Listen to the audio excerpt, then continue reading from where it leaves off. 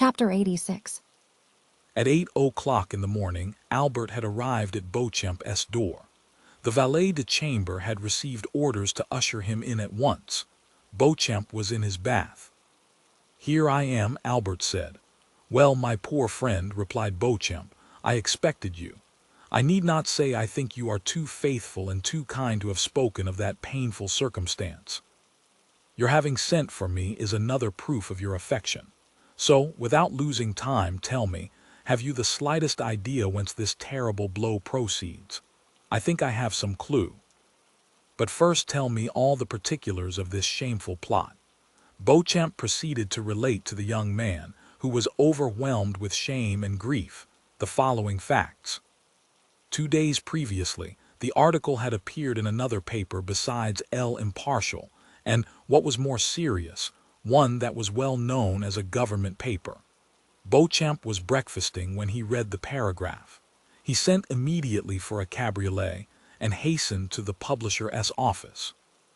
Although professing diametrically opposite principles from those of the editor of the other paper, Beauchamp, as it sometimes, we may say often, happens, was his intimate friend.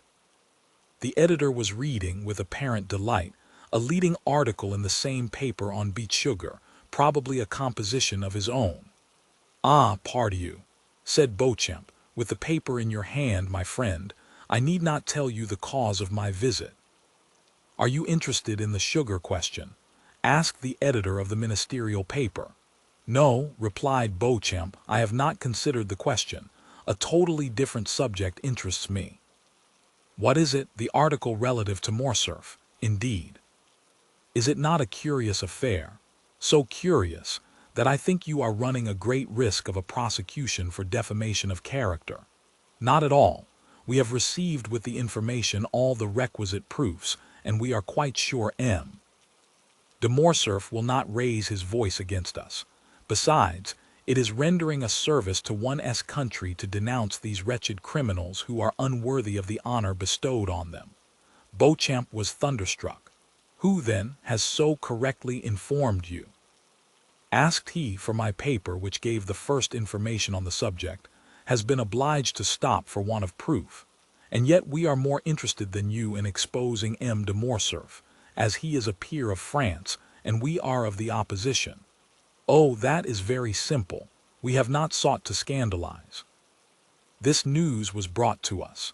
A man arrived yesterday from Yanina, bringing a formidable array of documents, and when we hesitated to publish the accusatory article, he told us it should be inserted in some other paper."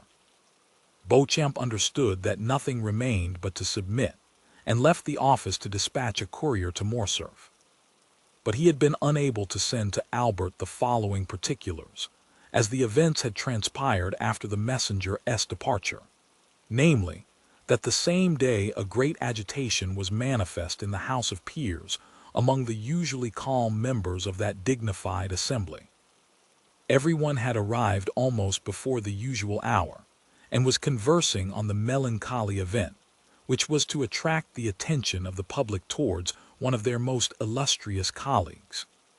Some were perusing the article, others making comments and recalling circumstances which substantiated the charges still more. The Count of Morcerf was no favorite with his colleagues. Like all upstarts, he had had recourse to a great deal of haughtiness to maintain his position. The true nobility laughed at him, the talented repelled him, and the honorable instinctively despised him. He was, in fact, in the unhappy position of the victim marked for sacrifice. The finger of God once pointed at him. Everyone was prepared to raise the hue and cry. The Count of Morcerf alone was ignorant of the news. He did not take in the paper containing the defamatory article, and had passed the morning in writing letters and in trying a horse. He arrived at his usual hour, with a proud look and insolent demeanor. He alighted, passed through the corridors, and entered the house without observing the hesitation of the doorkeepers or the coolness of his colleagues.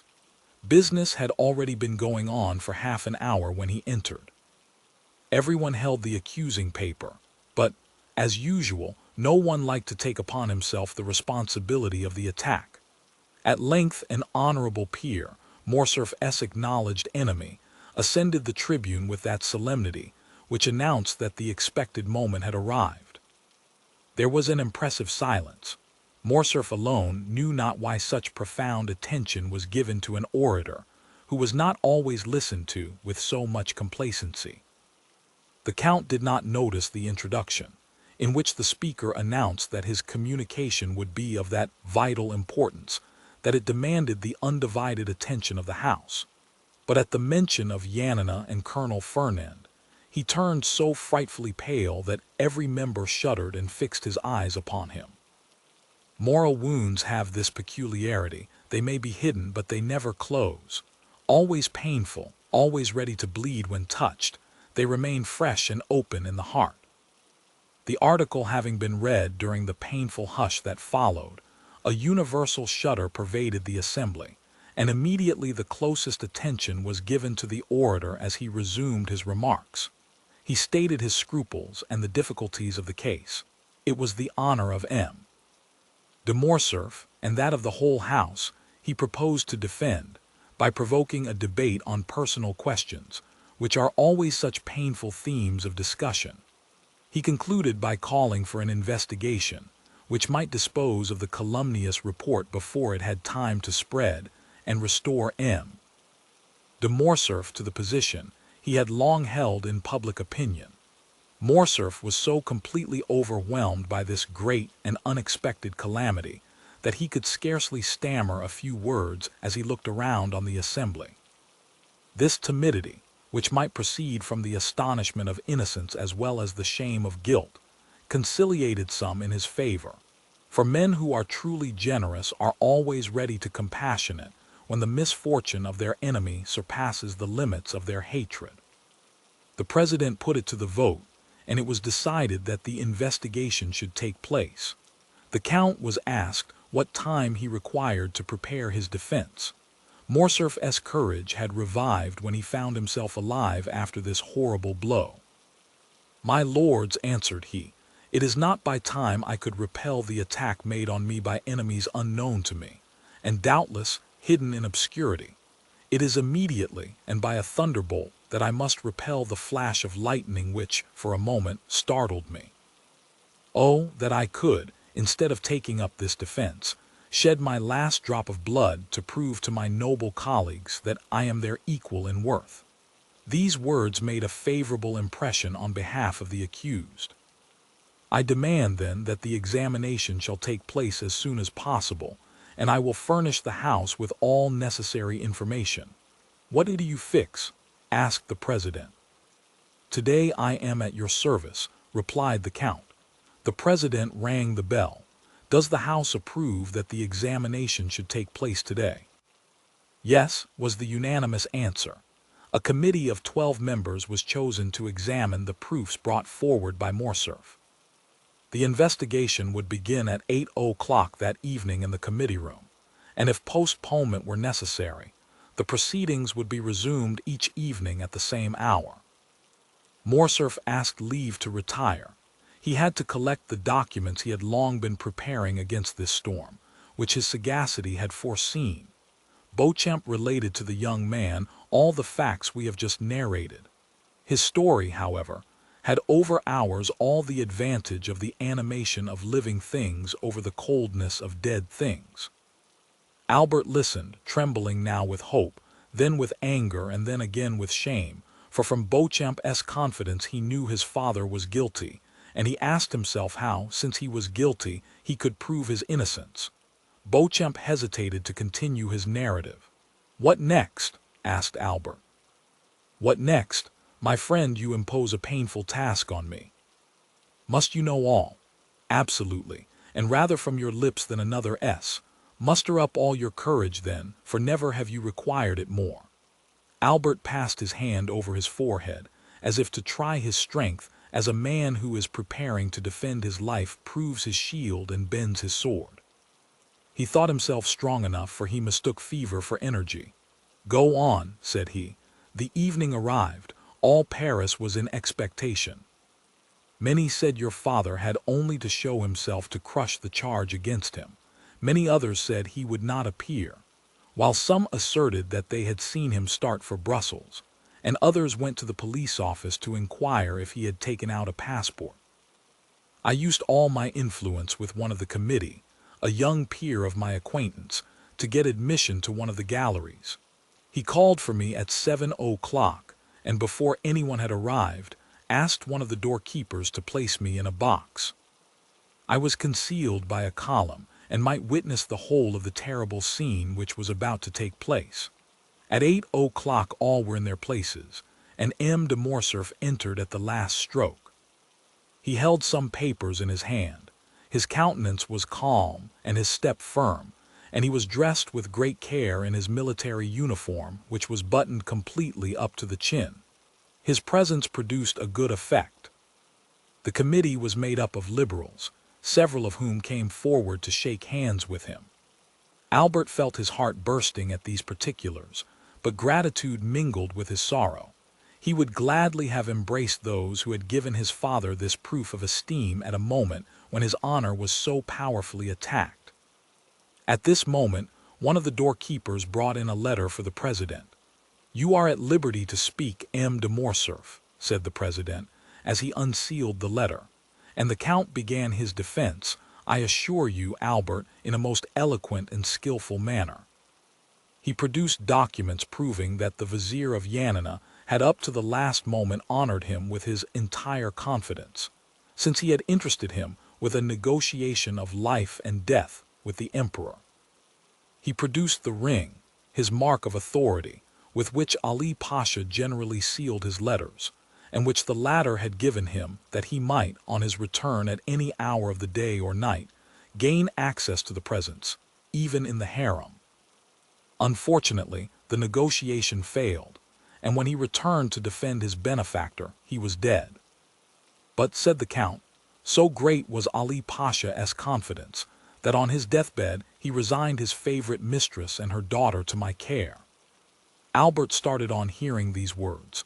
The history of Haid-E recurred to him, and he remembered what she had said of that message and the ring, and the manner in which she had been sold and made a slave. "And what effect did this discourse produce?" anxiously inquired Albert. "I acknowledge it affected me, and indeed all the committee also," said Beauchamp. Meanwhile the president carelessly opened the letter which had been brought to him, but the first lines aroused his attention. He read them again and again, and fixing his eyes on M. de Morcerf, "Count," said he, "you have said that the vizier of Yanina confided his wife and daughter to your care." "Yes, sir," replied Morcerf, "but in that, like all the rest, misfortune pursued me. On my return, Vasiliki and her daughter Haid-E had disappeared. Did you know them? My intimacy with the Pasha and his unlimited confidence had gained me an introduction to them, and I had seen them above 20 times. Have you any idea what became of them?" "Yes, sir. I heard they had fallen victims to their sorrow, and perhaps to their poverty. I was not rich, my life was in constant danger, I could not seek them to my great regret." The president frowned imperceptibly. "Gentlemen," said he, "you have heard the Count de Morcerf's defense. Can you, sir, produce any witnesses to the truth of what you have asserted?" "Alas, no, monsieur," replied the count. "All those who surrounded the vizier, or who knew me at his court, are either dead or gone away, I know not where. I believe that I alone, of all my countrymen, survived that dreadful war. I have only the letters of Ali Tepelini, which I have placed before you, the ring, a token of his goodwill, which is here, and lastly, the most convincing proof I can offer after an anonymous attack, and that is the absence of any witness against my veracity and the purity of my military life." A murmur of approbation ran through the assembly, and at this moment, Albert, had nothing more transpired, your father's cause had been gained. It only remained to put it to the vote, when the president resumed, "Gentlemen, and you, monsieur, you will not be displeased, I presume, to listen to one who calls himself a very important witness, and who has just presented himself. He is, doubtless, come to prove the perfect innocence of our colleague. Here is a letter I have just received on the subject. Shall it be read, or shall it be passed over?" and shall we take no notice of this incident? M. De Morcerf turned pale and clenched his hands on the papers he held. The committee decided to hear the letter. The Count was thoughtful and silent. The President read, "Mr. President, I can furnish the Committee of Inquiry into the conduct of the Lieutenant General the Count of Morcerf in Epirus and in Macedonia with important particulars." The President paused, and the Count turned pale. The President looked at his auditors. "Proceed," was heard on all sides. The President resumed, "I was on the spot at the death of Ali Pasha. I was present during his last moments. I know what has become of Vasiliki, and Haid Eim at the command of the committee, and even claim the honor of being heard. I shall be in the lobby when this note is delivered to you." "And who is this witness, or rather this enemy?" asked the Count, in a tone in which there was a visible alteration. "We shall know, sir," replied the President. "Is the committee willing to hear this witness?" "Yes, yes," they all said at once. The doorkeeper was called. "Is there anyone in the lobby?" said the President. "Yes, sir." "Who is it?" "A woman accompanied by a servant." Everyone looked at his neighbor. "Bring her in," said the President. 5 minutes after the doorkeeper again appeared, all eyes were fixed on the door, and I, said Beauchamp, shared the general expectation and anxiety. Behind the doorkeeper walked a woman enveloped in a large veil which completely concealed her. It was evident from her figure and the perfume she had about her that she was young and fastidious in her tastes, but that was all. The President requested her to throw aside her veil, and it was then seen that she was dressed in the Grecian costume and was remarkably beautiful. "Ah," said Albert, "it was she." "Who?" "Haidee, who told you that?" "Alas, I guess it, but go on, Beauchamp. You see I am calm and strong.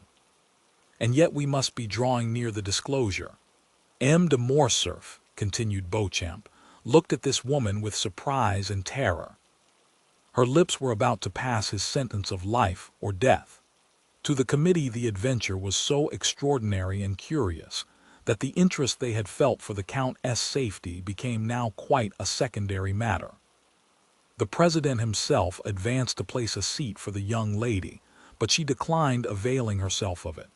As for the Count, he had fallen on his chair. It was evident that his legs refused to support him. "Madame," said the President, "you have engaged to furnish the committee with some important particulars respecting the affair at Yanina, and you have stated that you were an eyewitness of the event." "I was indeed," said the stranger, with a tone of sweet melancholy and with the sonorous voice peculiar to the East. "But allow me to say that you must have been very young then." "I was 4 years old, but as those events deeply concerned me, not a single detail has escaped my memory." "In what manner could these events concern you? And who are you, that they should have made so deep an impression on you?" "On them depended my father's life," replied she. "I am Haid the daughter of Ali Tepelini, Pasha of Yanina and of Vasiliki, his beloved wife." The blush of mingled pride and modesty which suddenly suffused the cheeks of the young woman, the brilliancy of her eye, and her highly important communication, produced an indescribable effect on the assembly.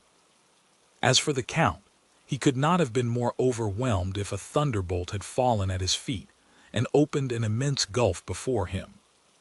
"Madame," replied the President, bowing with profound respect, "allow me to ask one question. It shall be the last. Can you prove the authenticity of what you have now stated?" "I can, sir," said Haid drawing from under her veil a satin satchel highly perfumed.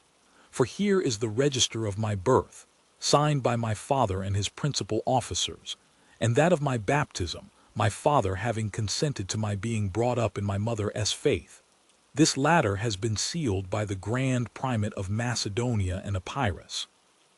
And lastly, and perhaps the most important, the record of the sale of my person and that of my mother to the Armenian merchant El Kabir, by the French officer, who, in his infamous bargain with the Porte, had reserved as his part of the booty the wife and daughter of his benefactor, whom he sold for the sum of 400,000 francs. A greenish pallor spread over the Count's cheeks, and his eyes became bloodshot at these terrible imputations, which were listened to by the assembly with ominous silence. Haid, still calm, but with a calmness more dreadful than the anger of another would have been, handed to the president the record of her sale, written in Arabic. It had been supposed some of the papers might be in the Arabian, Romaic, or Turkish language, and the interpreter of the house was in attendance. One of the noble peers, who was familiar with the Arabic language having studied it during the famous Egyptian campaign, followed with his eye as the translator read aloud. I, El-Kabir, a slave merchant and purveyor of the harem of His Highness, acknowledge having received for transmission to the Sublime Emperor, from the French lord, the Count of Monte Cristo, an emerald valued at 800,000 francs, as the ransom of a young Christian slave of 11 years of age, named Haid, the acknowledged daughter of the late Lord Ali Tepelini, Pasha of Yanina and of Vasiliki, his favorite, she having been sold to me 7 years previously, with her mother, who had died on arriving at Constantinople, by a French colonel in the service of the Vizier Ali Tepelini, named Fernand Mondego. The above-mentioned purchase was made on His Highness's account, whose mandate I had, for the sum of 400,000 francs, given at Constantinople by authority of His Highness in the year 1247 of the Hejira. Signed, El-Kabir.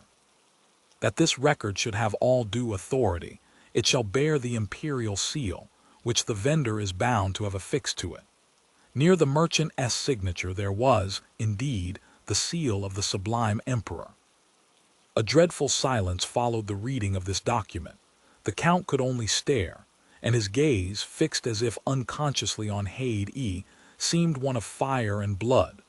"Madame," said the president, "may reference be made to the Count of Monte Cristo, who is now, I believe, in Paris." "Sir," replied Haid, "the Count of Monte Cristo, my foster father, has been in Normandy the last 3 days.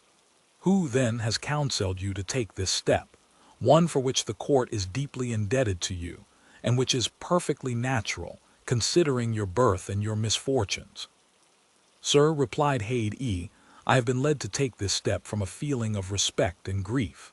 Although a Christian, may God forgive me, I have always sought to revenge my illustrious father. Since I set my foot in France and knew the traitor lived in Paris, I have watched carefully. I live retired in the house of my noble protector, but I do it from choice. I love retirement and silence, because I can live with my thoughts and recollections of past days. But the Count of Monte Cristo surrounds me with every paternal care, and I am ignorant of nothing which passes in the world. I learn all in the silence of my apartments. For instance, I see all the newspapers, every periodical as well as every new piece of music, and by thus watching the course of the life of others, I learned what had transpired this morning in the House of Peers, and what was to take place this evening. Then I wrote. "Then," remarked the president, "the Count of Monte Cristo knows nothing of your present proceedings. He is quite unaware of them, and I have but one fear, which is that he should disapprove of what I have done. But it is a glorious day for me," continued the young girl, raising her ardent gaze to heaven, "that on which I find at last an opportunity of avenging my father." The Count had not uttered one word the whole of this time. His colleagues looked at him, and doubtless pitied his prospects, blighted under the perfumed breath of a woman. His misery was depicted in sinister lines on his countenance. "M. de Morcerf," said the president, "do you recognize this lady as the daughter of Ali Tepelini, Pasha of Yanina?" "No," said Morcerf, attempting to rise. "It is a base plot, contrived by my enemies." Haid, whose eyes had been fixed on the door as if expecting someone, turned hastily, and seeing the Count standing, shrieked. "You do not know me," said she. "Well, I fortunately recognize you. You are Fernand Mondego, the French officer who led the troops of my noble father. It is you who surrendered the castle of Yanina.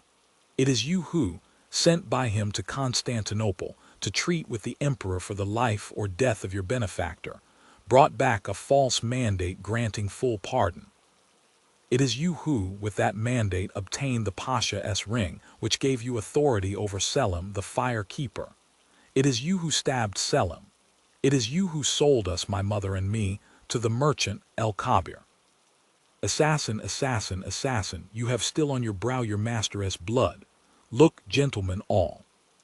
These words had been pronounced with such enthusiasm and evident truth that every eye was fixed on the Count's forehead, and he himself passed his hand across it, as if he felt Ali's blood still lingering there. You positively recognize M. de Morcerf as the officer, Fernand Mondego. Indeed I do, cried Haid-E-O, my mother. It was you who said you were free, you had a beloved father, you were destined to be almost a queen. Look well at that man. It is he who raised your father's head on the point of a spear. It is he who sold us. It is he who forsook us. Look well at his right hand, on which he has a large wound. If you forgot his features, you would know him by that hand into which fell, one by one, the gold pieces of the merchant El-Kabir. I know him. Ah, let him say now if he does not recognize me. Each word fell like a dagger on Morcerf and deprived him of a portion of his energy. As she uttered the last, he hid his mutilated hand hastily in his bosom and fell back on his seat, overwhelmed by wretchedness and despair. This scene completely changed the opinion of the assembly respecting the accused Count. Count of Morcerf, said the president, do not allow yourself to be cast down. Answer. The justice of the court is supreme and impartial as that of God. It will not suffer you to be trampled on by your enemies without giving you an opportunity of defending yourself. Shall further inquiries be made? Shall 2 members of the House be sent to Yanina? Speak. Morcerf did not reply. Then all the members looked at each other with terror. They knew the Count's energetic and violent temper. It must be, indeed, a dreadful blow which would deprive him of courage to defend himself. They expected that his stupefied silence would be followed by a fiery outburst. Well, asked the president, what is your decision? I have no reply to make, said the Count in a low tone. Has the daughter of Ali Tepelini spoken the truth? Said the president. Is she, then, the terrible witness to whose charge you dare not plead not guilty? Have you really committed the crimes of which you are accused? The Count looked around him with an expression which might have softened tigers, but which could not disarm his judges. Then he raised his eyes towards the ceiling, but withdrew then, immediately, as if he feared the roof would open and reveal to his distressed view that second tribunal called heaven, and that other judge named God. Then, with a hasty movement, he tore open his coat, which seemed to stifle him, and flew from the room like a madman. His footstep was heard one moment in the corridor, then the rattling of his carriage wheels as he was driven rapidly away. Gentlemen, said the president, when silence was restored, is the Count of Morcerf convicted of felony, treason, and conduct unbecoming a member of this house? Yes, replied all the members of the committee of inquiry with a unanimous voice. Haid-E had remained until the close of the meeting. She heard the Count's sentence pronounced without betraying an expression of joy or pity. Then, drawing her veil over her face, she bowed majestically to the councillors, and left with that dignified step which Virgil attributes to his goddesses. Chapter 87. Then, continued Beauchamp, I took advantage of the silence and the darkness to leave the house without being seen. The usher who had introduced me was waiting for me at the door, and he conducted me through the corridors to a private entrance opening into the Rue de Vaugirard. I left with mingled feelings of sorrow and delight. Excuse me, Albert, sorrow on your account and delight with that noble girl, thus pursuing paternal vengeance. Yes, Albert, from whatever source the blow may have proceeded, it may be from an enemy, but that enemy is only the agent of Providence. Albert held his head between his hands. He raised his face, red with shame and bathed in tears, and seizing Beauchamp's arm, "My friend," said he, "my life is ended."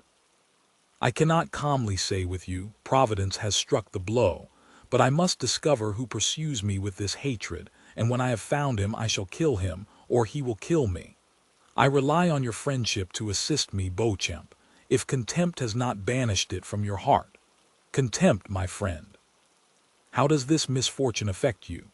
No, happily that unjust prejudice is forgotten which made the son responsible for the father's actions. Review your life, Albert. Although it is only just beginning, did a lovely summer's day ever dawn with greater purity than has marked the commencement of your career? No, Albert, take my advice. You are young and rich. Leave Paris. All is soon forgotten in this great Babylon of excitement and changing tastes. You will return after 3 or 4 years with a Russian princess for a bride, and no one will think more of what occurred yesterday than if it had happened 16 years ago. Thank you, my dear Beauchamp, thank you for the excellent feeling which prompts your advice, but it cannot be. I have told you my wish, or rather my determination.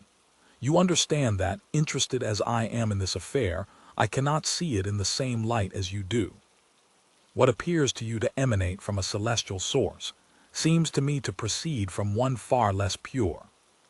Providence appears to me to have no share in this affair, and happily so, for instead of the invisible, impalpable agent of celestial rewards and punishments, I shall find one both palpable and visible, on whom I shall revenge myself, I assure you, for all I have suffered during the last month.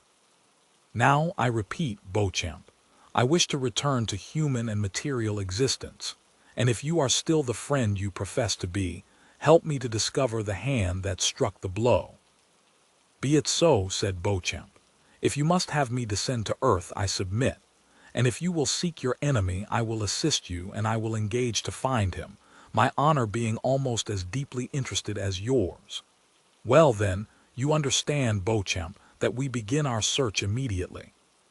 Each moment's delay is an eternity for me. The calumniator is not yet punished, and he may hope that he will not be, but on my honor, if he thinks so, he deceives himself. Well, listen, Morcerf. Ah, Beauchamp, I see you know something already. You will restore me to life. I do not say there is any truth in what I am going to tell you, but it is, at least, a ray of light in a dark night. By following it we may, perhaps, discover something more certain. Tell me, satisfy my impatience. Well, I will tell you what I did not like to mention on my return from Yanina. Say on. I went, of course, to the chief banker of the town to make inquiries. At the first word, before I had even mentioned your father's name, said he, I guess what brings you here. How and why?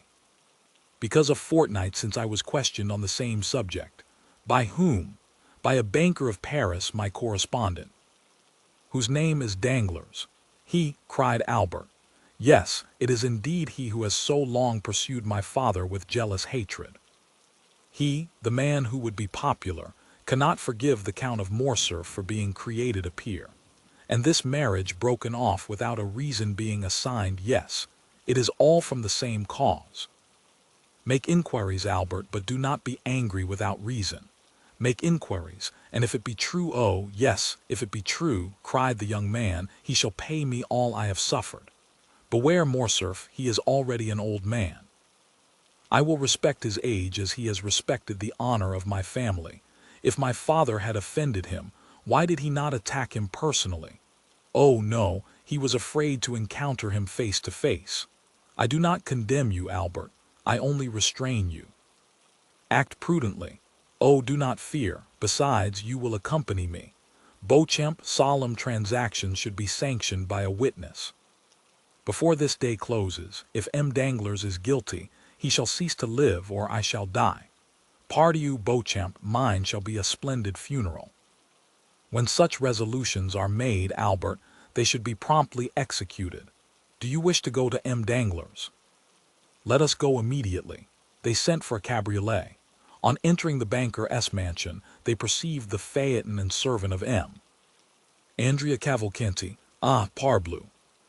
That's good, said Albert with a gloomy tone. If M. Danglars will not fight with me, I will kill his son-in-law. Cavalcanti will certainly fight. The servant announced the young man, but the banker, recollecting what had transpired the day before, did not wish him admitted. It was, however, too late.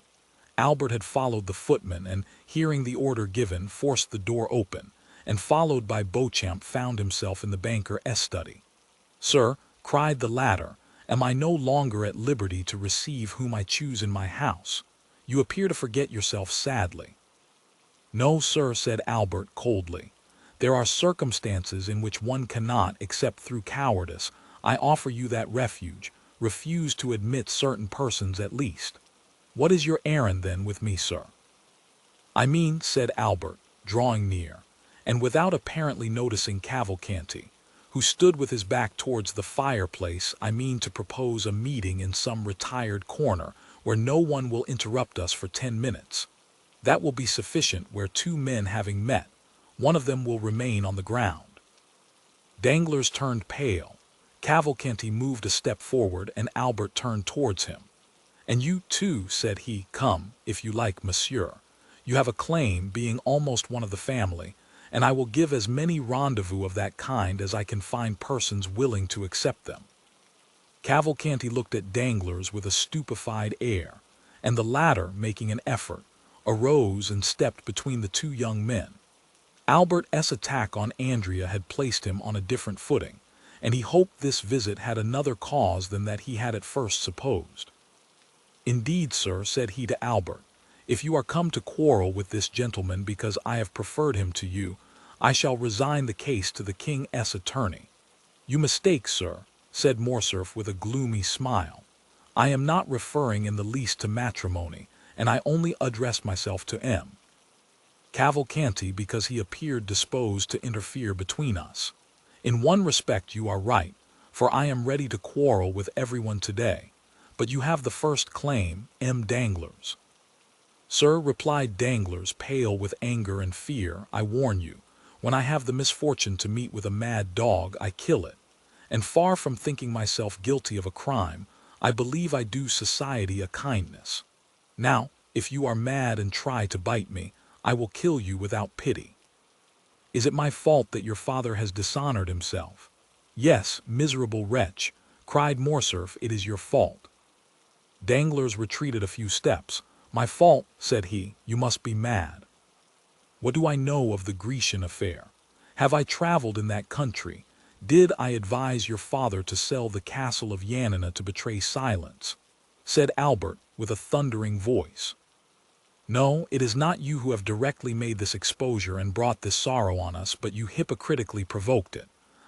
"Yes, you." "How came it known? I suppose you read it in the paper in the account from Yanina. Who wrote to Yanina?" "To Yanina, yes. Who wrote for particulars concerning my father." "I imagine anyone may write to Yanina, but one person only wrote, one only." "Yes, and that was you." "I doubtless wrote. It appears to me that when about to marry your daughter to a young man, it is right to make some inquiries respecting his family. It is not only a right, but a duty." "You wrote, sir, knowing what answer you would receive." Indeed."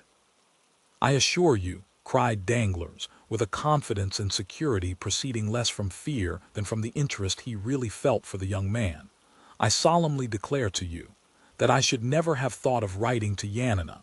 Did I know anything of Ali Pasha's misfortunes?" "Who then urged you to write? Tell me, pardieu."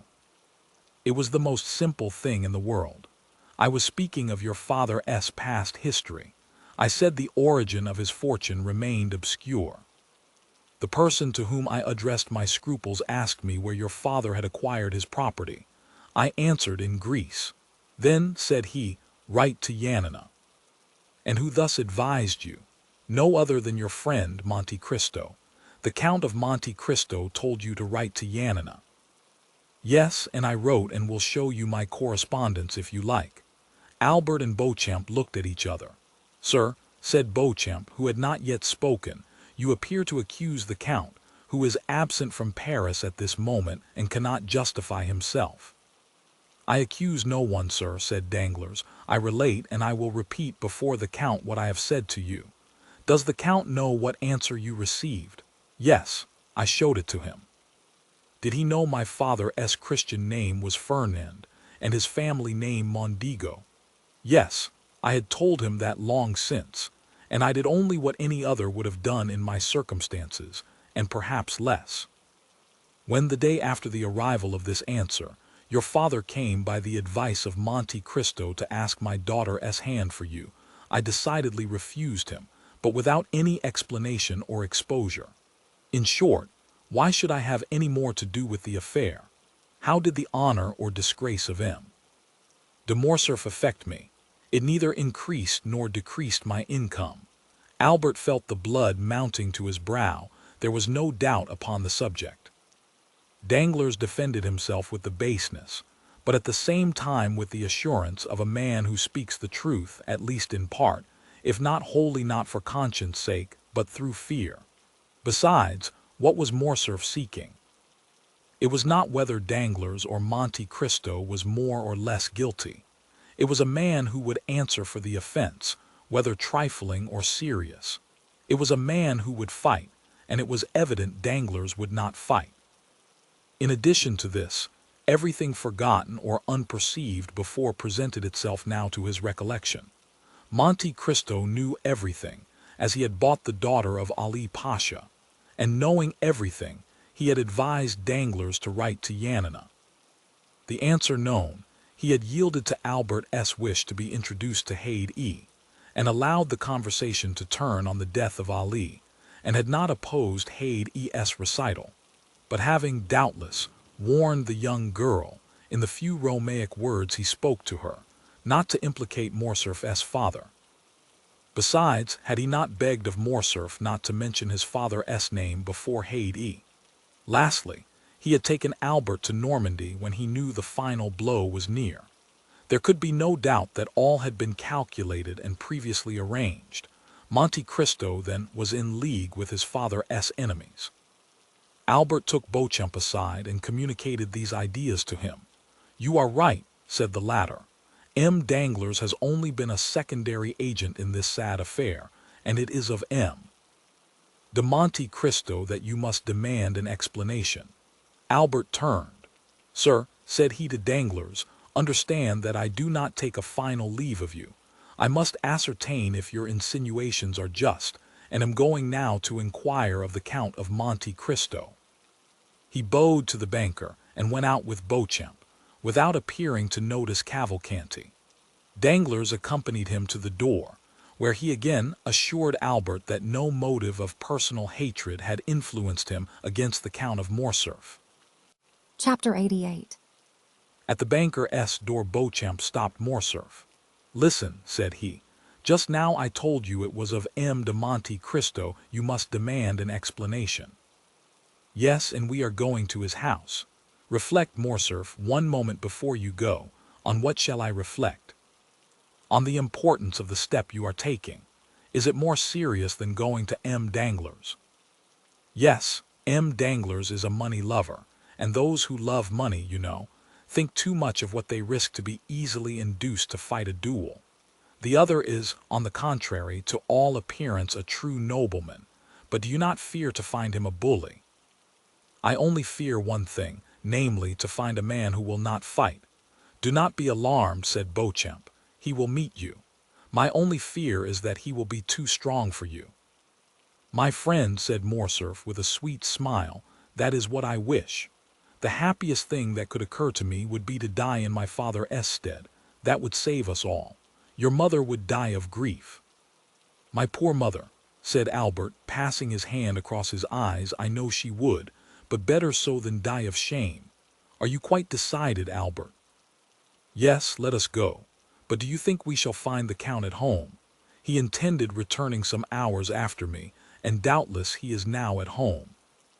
They ordered the driver to take them to No. 30 Champs-Élysées. Beauchamp wished to go in alone, but Albert observed that, as this was an unusual circumstance, he might be allowed to deviate from the usual etiquette of duels. The cause which the young man espoused was one so sacred that Beauchamp had only to comply with all his wishes. He yielded and contented himself with following Morcerf. Albert sprang from the porter's lodge to the steps. He was received by Baptistin. The Count had indeed just arrived, but he was in his bath, and had forbidden that anyone should be admitted. But after his bath, asked Morcerf, "My master will go to dinner, and after dinner he will sleep an hour. Then he is going to the opera. Are you sure of it?" Asked Albert, "Quite, sir. My master has ordered his horses at 8 o'clock precisely." "Very good," replied Albert. "That is all I wish to know." Then, turning towards Beauchamp, "If you have anything to attend to, Beauchamp, do it directly. If you have any appointment for this evening, defer it till tomorrow. I depend on you to accompany me to the opera, and if you can, bring Ch. Torrenaud with you." Beauchamp availed himself of Albert's permission, and left him, promising to call for him at 8:15. On his return home, Albert expressed his wish to France Debray and Morel to see them at the opera that evening. Then he went to see his mother, who since the events of the day before had refused to see anyone, and had kept her room. He found her in bed, overwhelmed with grief at this public humiliation. The sight of Albert produced the effect which might naturally be expected on Merc-D-S. She pressed her son's hand and sobbed aloud, but her tears relieved her. Albert stood one moment speechless by the side of his mother's bed. It was evident from his pale face and knit brows that his resolution to revenge himself was growing weaker. "My dear mother," said he, "do you know if M. de Morcerf has any enemy?" Merc-D-S started. She noticed that the young man did not say "my father." "My son," she said, "persons in the Count's situation have many secret enemies. Those who are known are not the most dangerous. I know it and appeal to your penetration. You are of so superior a mind, nothing escapes you. Why do you say so?" "Because, for instance, you noticed on the evening of the ball we gave, that M. de Monte Cristo would eat nothing in our house." Merc-D-S raised herself on her feverish arm.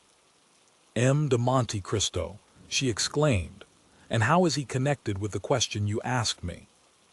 "You know, mother, M. de Monte Cristo is almost an Oriental, and it is customary with the Orientals to secure full liberty for revenge by not eating or drinking in the houses of their enemies. Do you say M. de Monte Cristo is our enemy?" replied Merc-D-S, becoming paler than the sheet which covered her.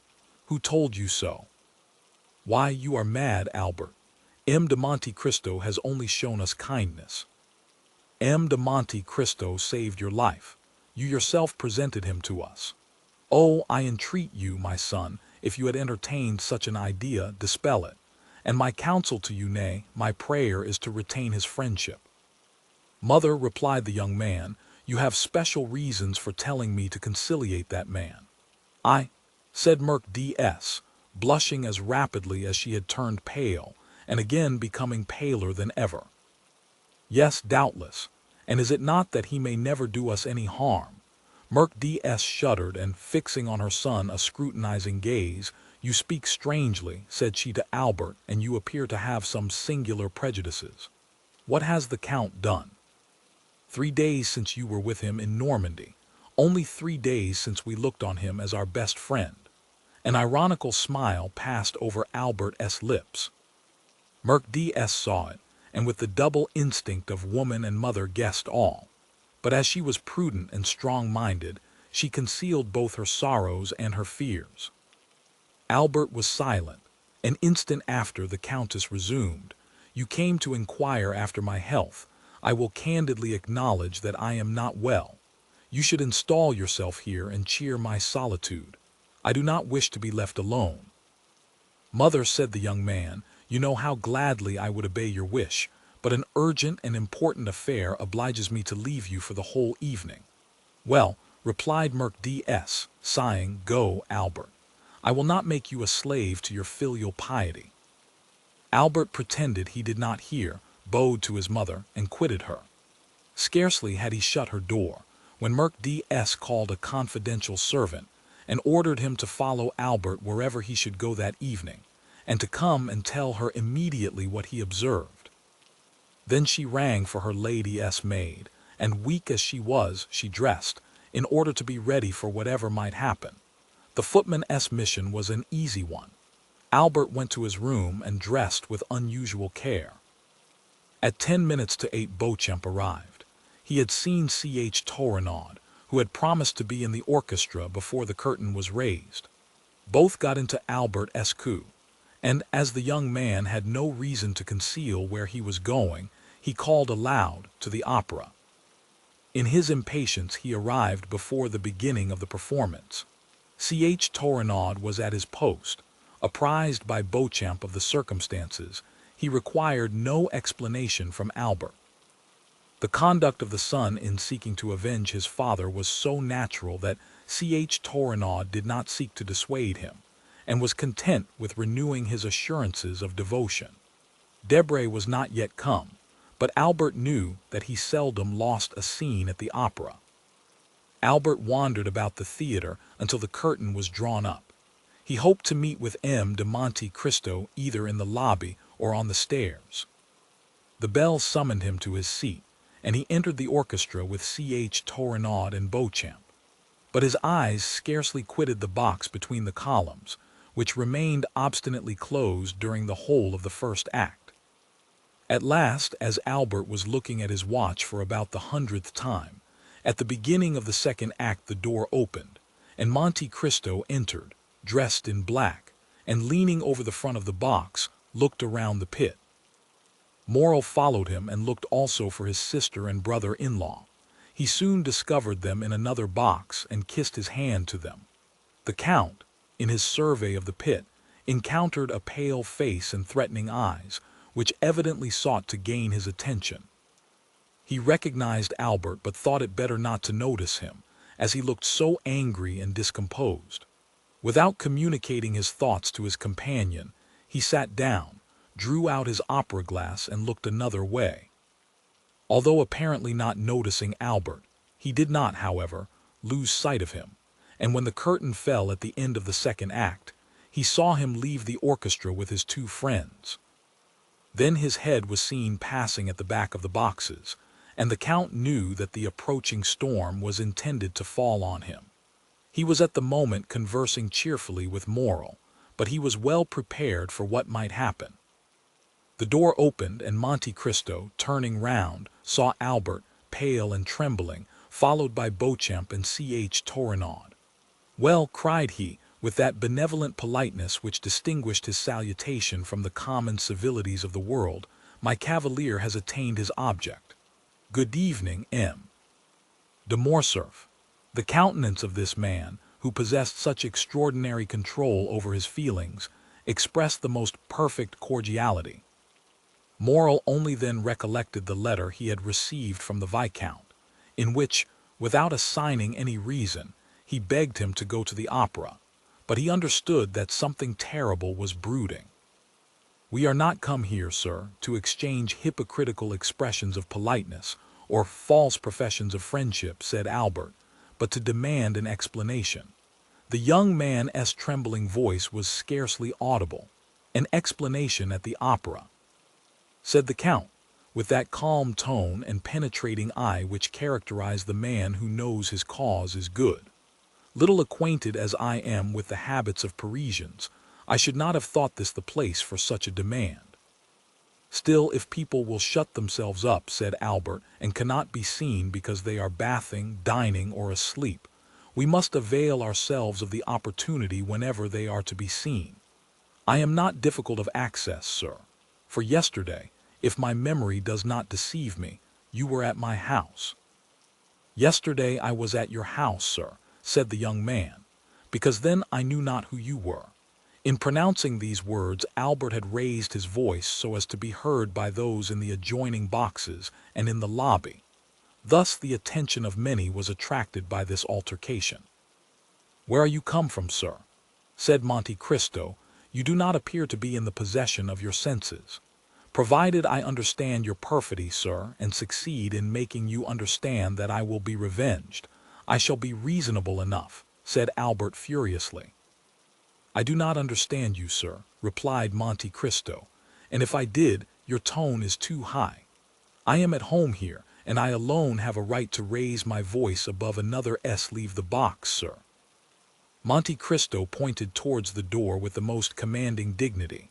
Ah, I shall know how to make you leave your home, replied Albert, clasping in his convulsed grasp the glove, which Monte Cristo did not lose sight of.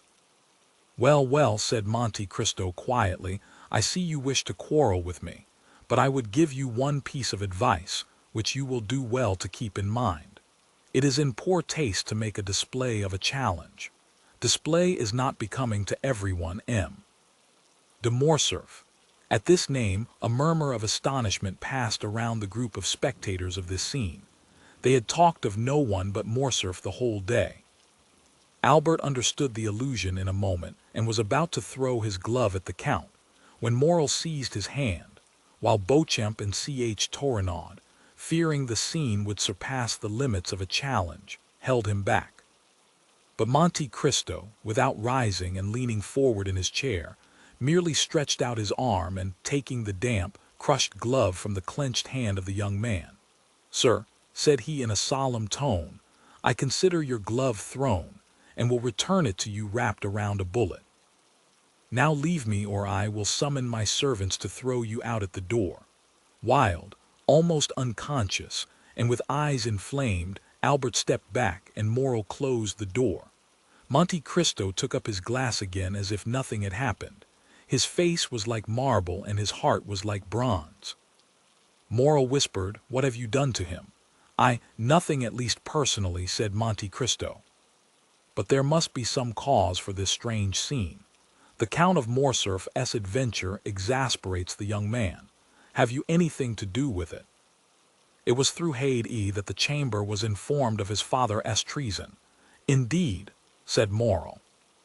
I had been told, but would not credit it, that the Grecian slave I have seen with you here in this very box was the daughter of Ali Pasha.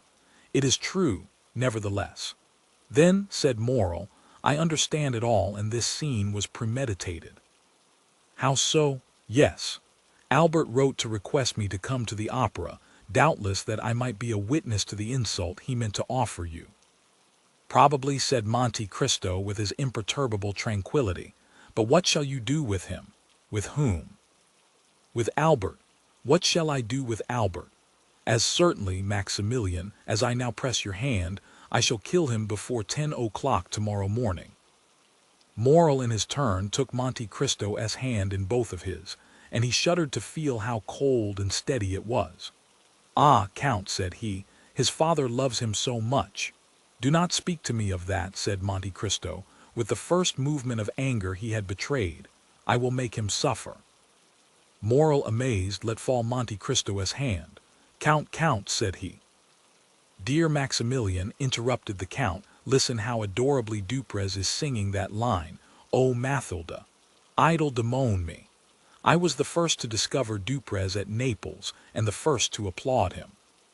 Bravo, bravo. Morrel saw it was useless to say more and refrained.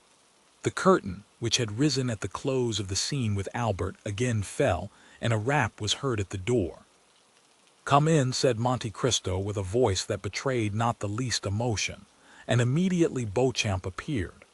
Good evening, M. Beauchamp, said Monte Cristo, as if this was the first time he had seen the journalist that evening. Be seated. Beauchamp bowed, and sitting down, sir, said he, I just now accompanied M. de Morcerf, as you saw. And that means, replied Monte Cristo, laughing, that you had probably just dined together. I am happy to see, M. Beauchamp, that you are more sober than he was. Sir, said M. Beauchamp, Albert was wrong, I acknowledge, to betray so much anger, and I come, on my own account, to apologize for him. And having done so, entirely on my own account, be it understood, I would add that I believe you too gentlemanly to refuse giving him some explanation concerning your connection with Yanina. Then I will add 2 words about the young Greek girl. Monte Cristo motioned him to be silent. Come, said he, laughing, there are all my hopes about to be destroyed. How so? Asked Beauchamp. Doubtless you wish to make me appear a very eccentric character. I am, in your opinion, a Lara, a Manfred, a Lord Ruthven. Then, just as I am arriving at the climax, you defeat your own end and seek to make an ordinary man of me. You bring me down to your own level and demand explanations. Indeed, M. Beauchamp, it is quite laughable. Yet, replied Beauchamp haughtily, there are occasions when probity commands M. Beauchamp interposed this strange man. The Count of Monte Cristo bows to none but the Count of Monte Cristo himself. Say no more, I entreat you. I do what I please, M. Beauchamp, and it is always well done. Sir, replied the young man, honest men are not to be paid with such coin. I require honorable guarantees. I am, sir, a living guarantee, replied Monte Cristo, motionless but with a threatening look. We have both blood in our veins which we wish to shed. That is our mutual guarantee. Tell the Viscount so, and that tomorrow before 10 o'clock I shall see what color his is. Then I have only to make arrangements for the duel, said Beauchamp. It is quite immaterial to me, said Monte Cristo, and it was very unnecessary to disturb me at the opera for such a trifle. In France people fight with the sword or pistol, in the colonies with the carbine, in Arabia with the dagger. Tell your client that, although I am the insulted party in order to carry out my eccentricity, I leave him the choice of arms and will accept without discussion, without dispute, anything, even combat by drawing lots, which is always stupid, but with me different from other people, as I am sure to gain. Sure to gain, repeated Beauchamp, looking with amazement at the Count.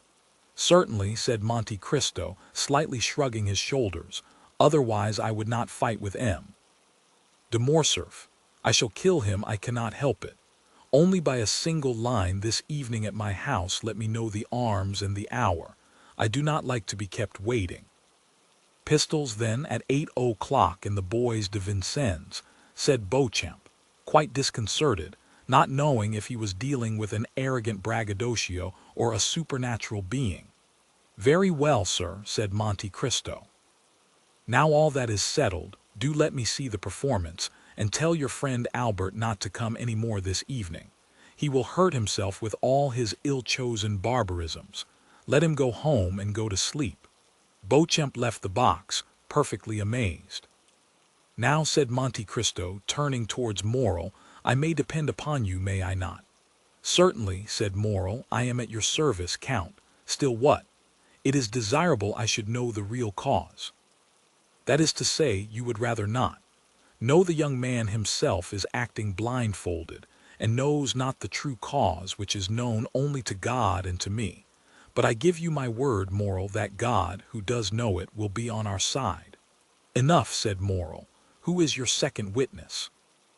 I know no one in Paris, Morrel, on whom I could confer that honor besides you and your brother Emmanuel.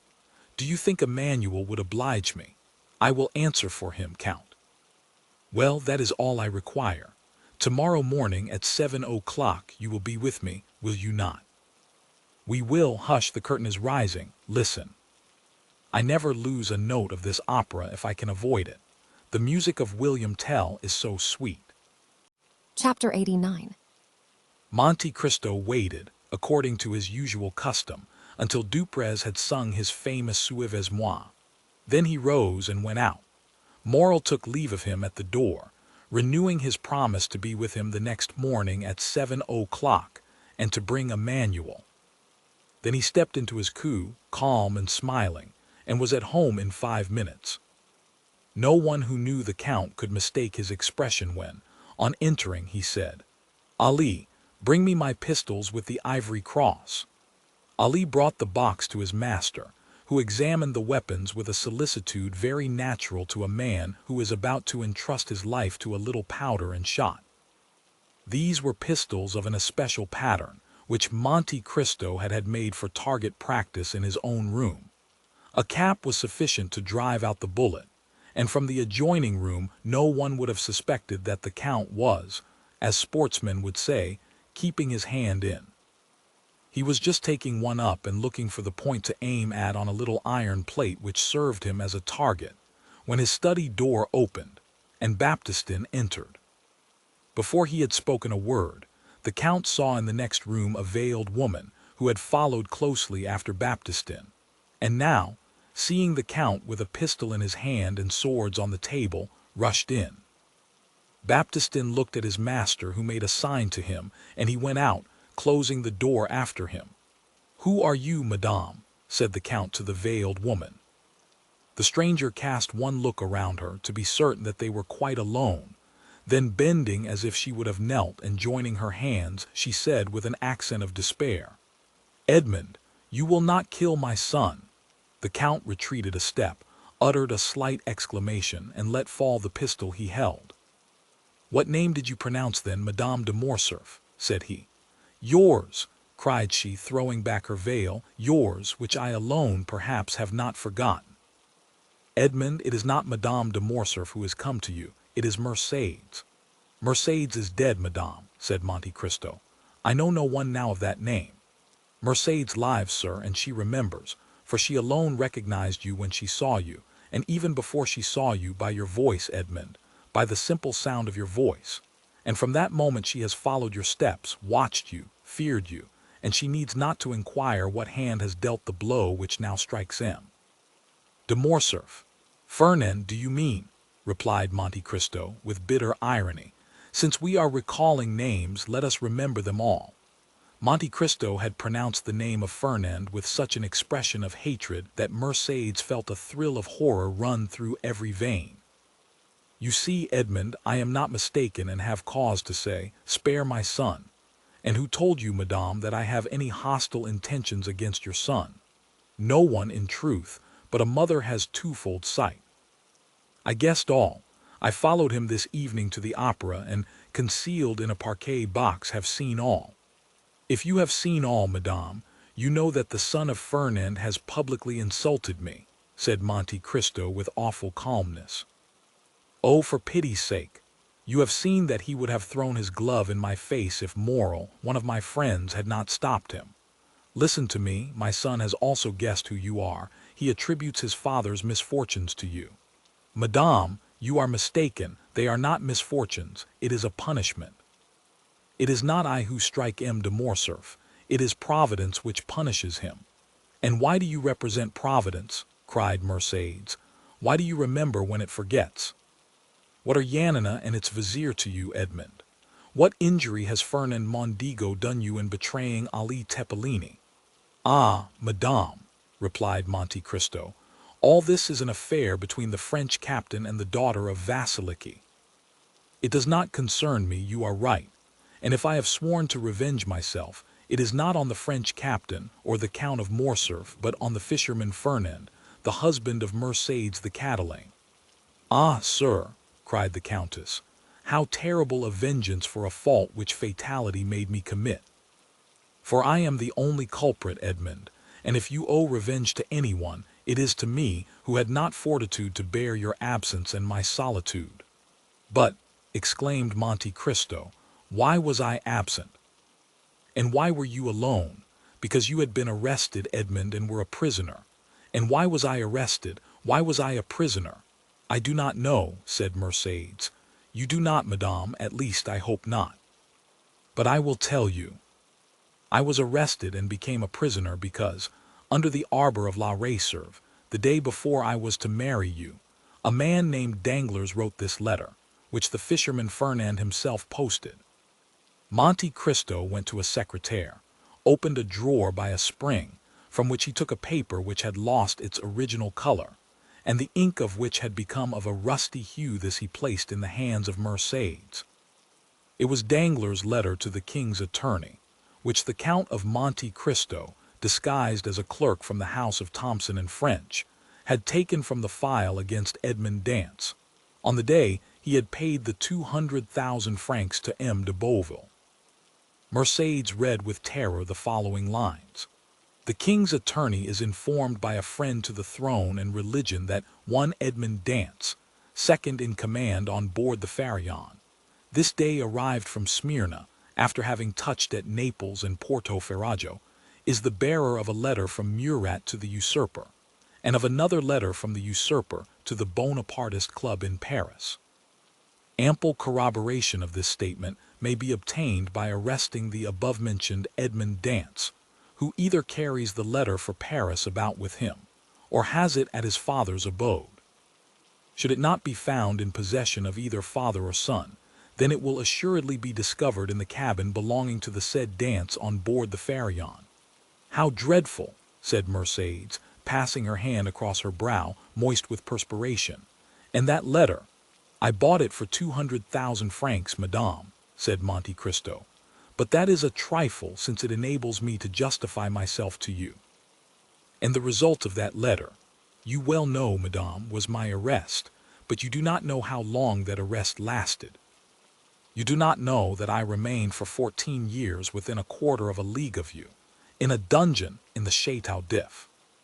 You do not know that every day of those 14 years I renewed the vow of vengeance which I had made the first day, and yet I was not aware that you had married Fernand, my calumniator, and that my father had died of hunger. Can it be? Cried Mercedes, shuddering.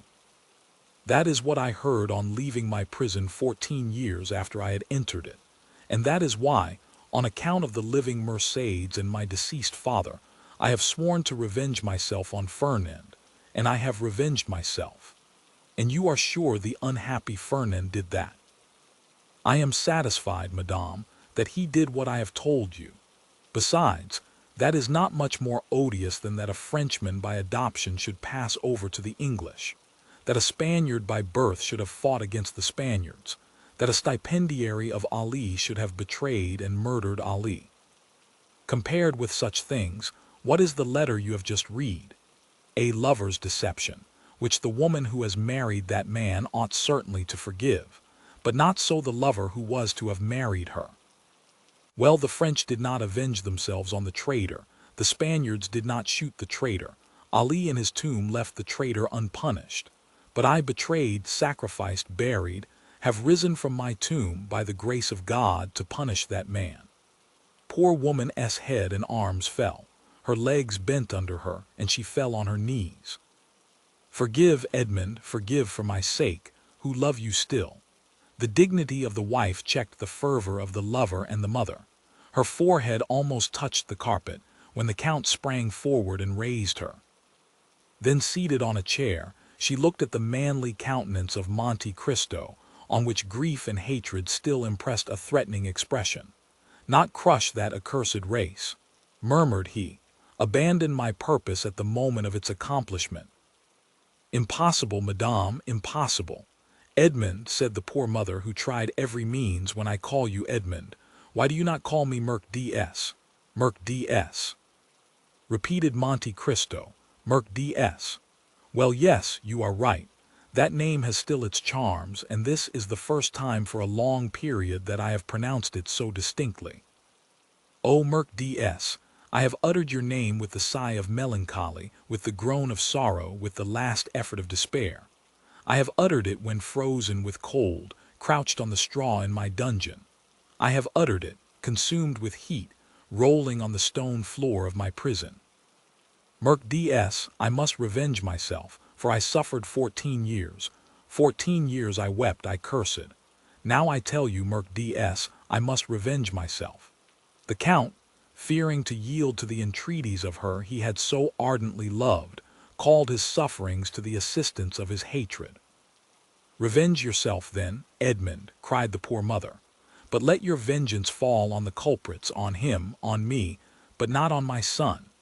It is written in the good book, said Monte Cristo, that the sins of the fathers shall fall upon their children to the 3rd and 4th generation.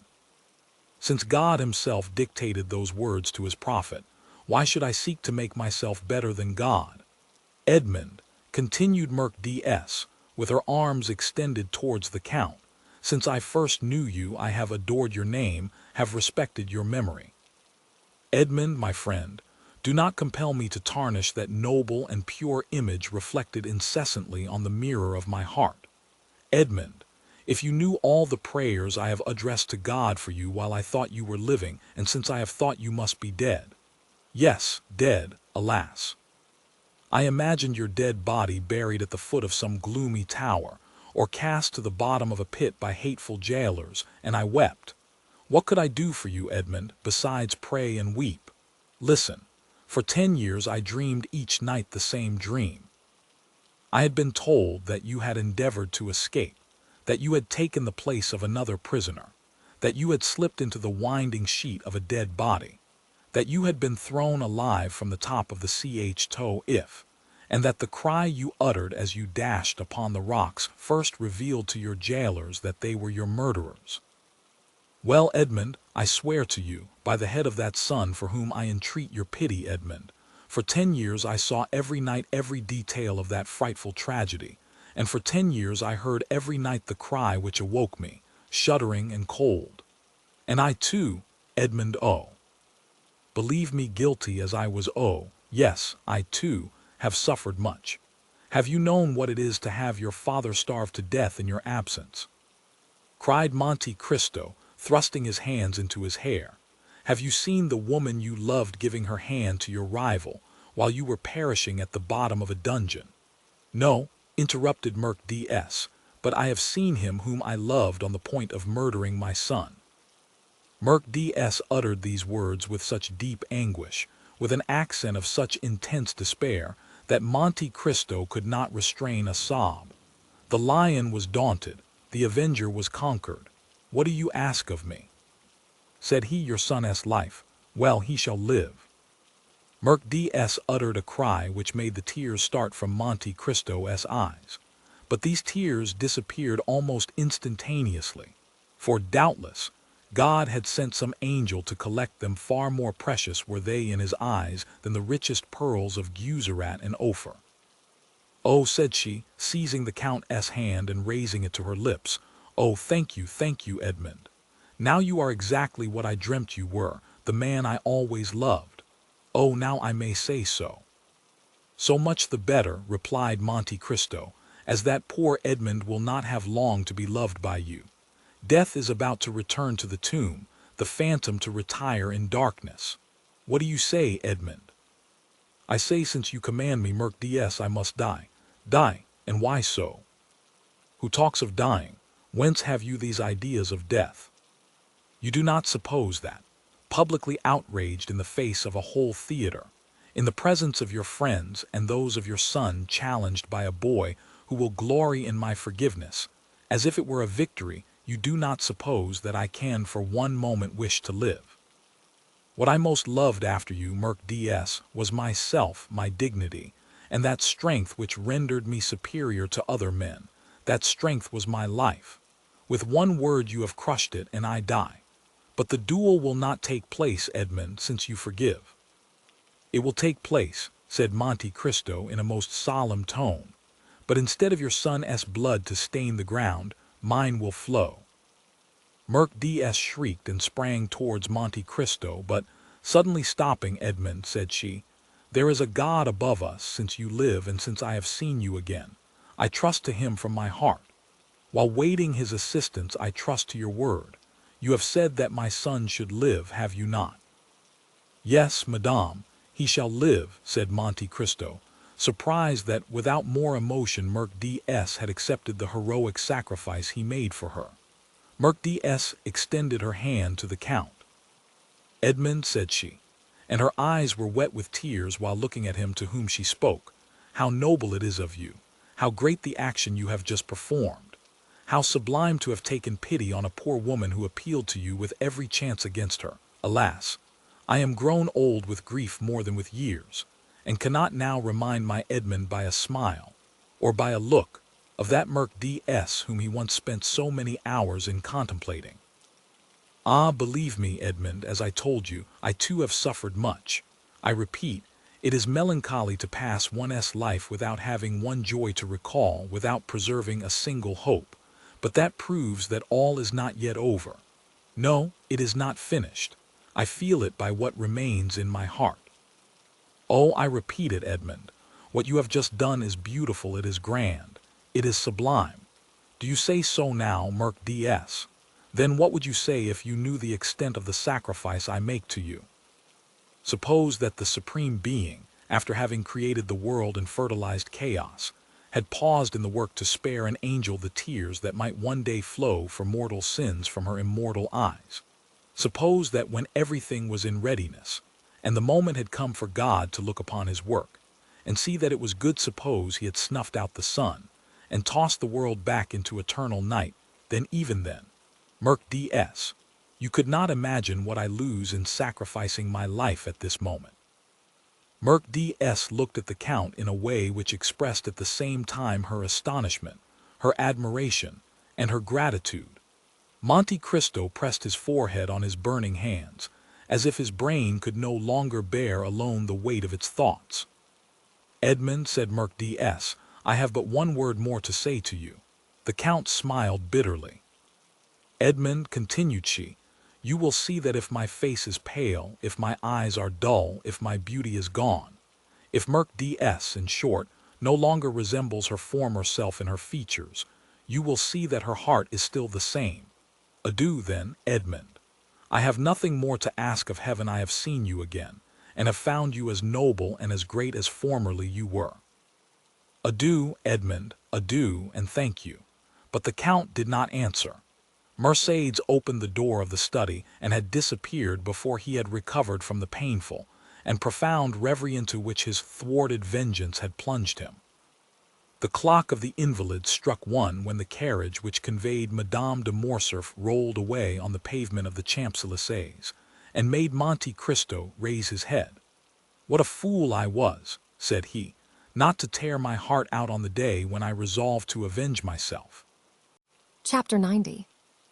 After Merc DS had left Monte Cristo, he fell into profound gloom.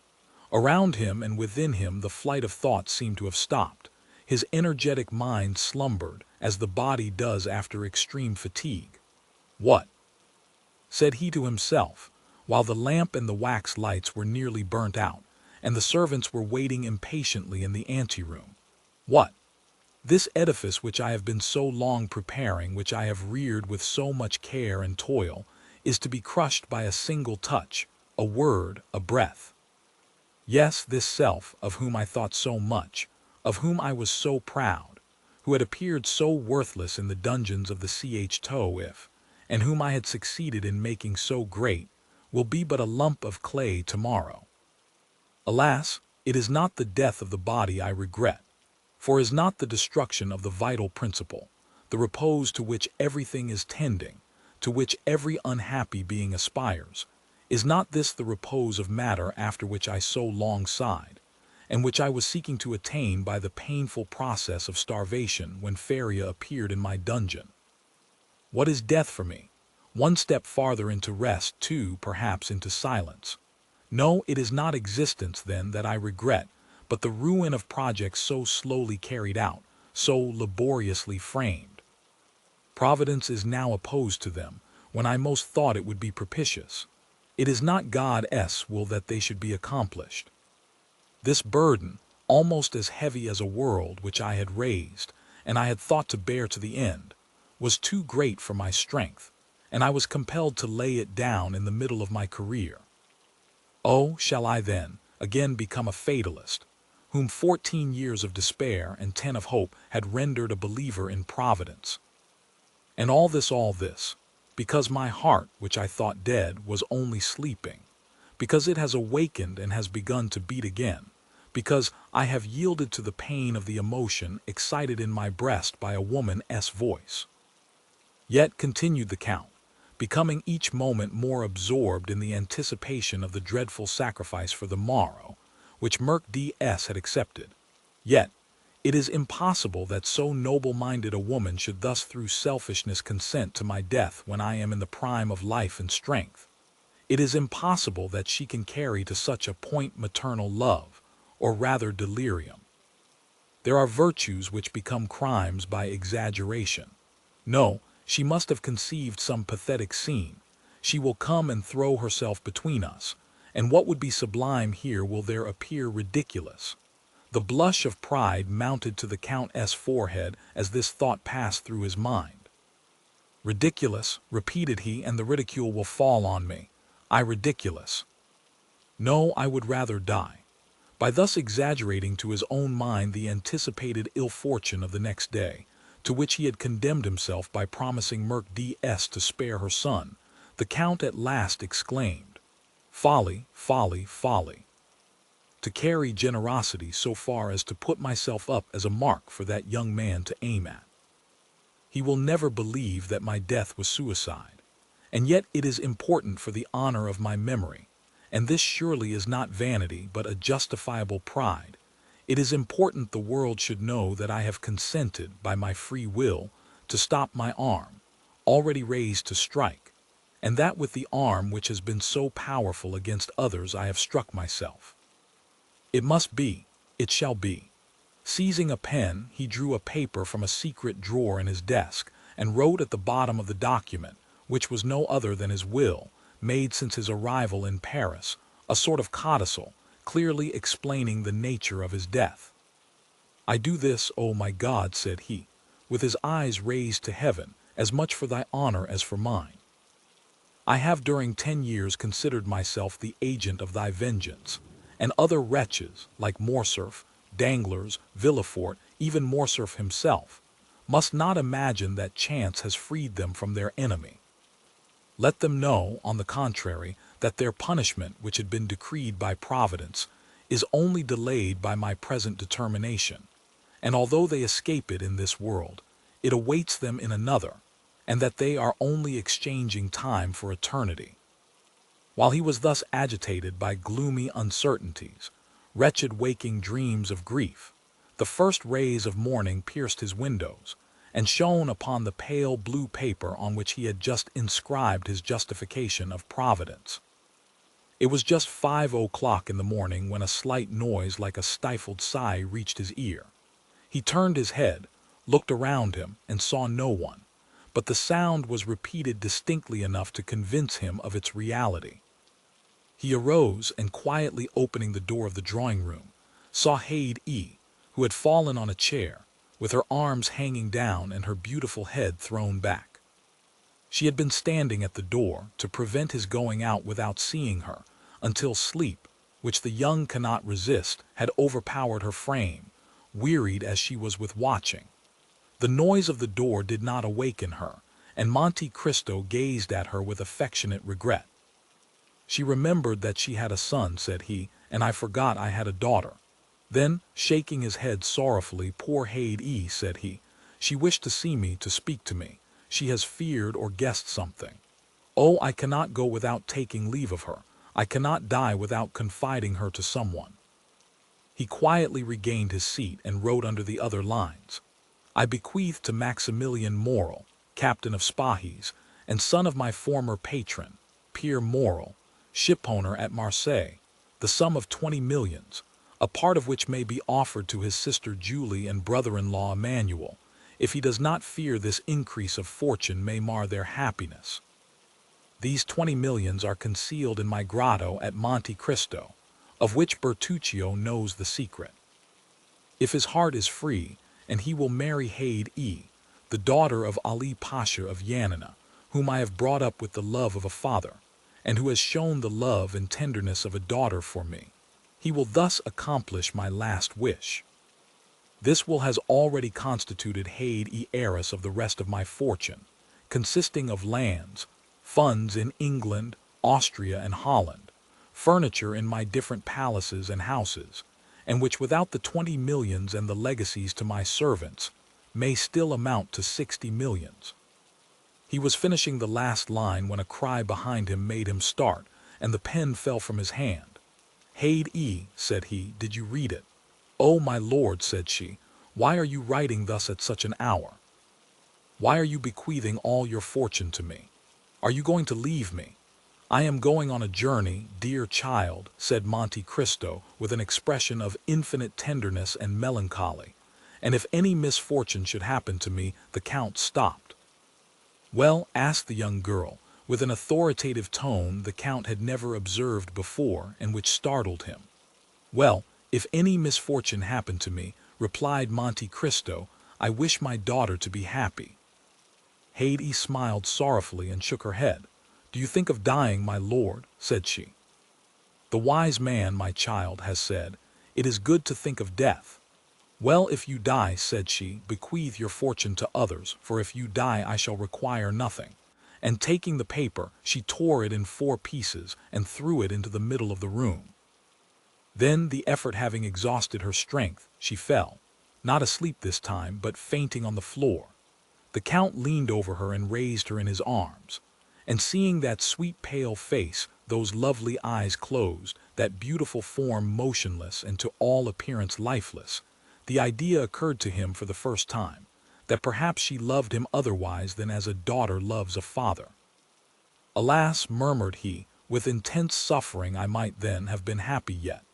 Then he carried Haydée to her room, resigned her to the care of her attendants, and returning to his study, which he shut quickly this time, he again copied the destroyed will. As he was finishing, the sound of a cabriolet entering the yard was heard. Monte Cristo approached the window and saw Maximilian and Emmanuel alight. "Good," said he. It was time, and he sealed his will with 3 seals.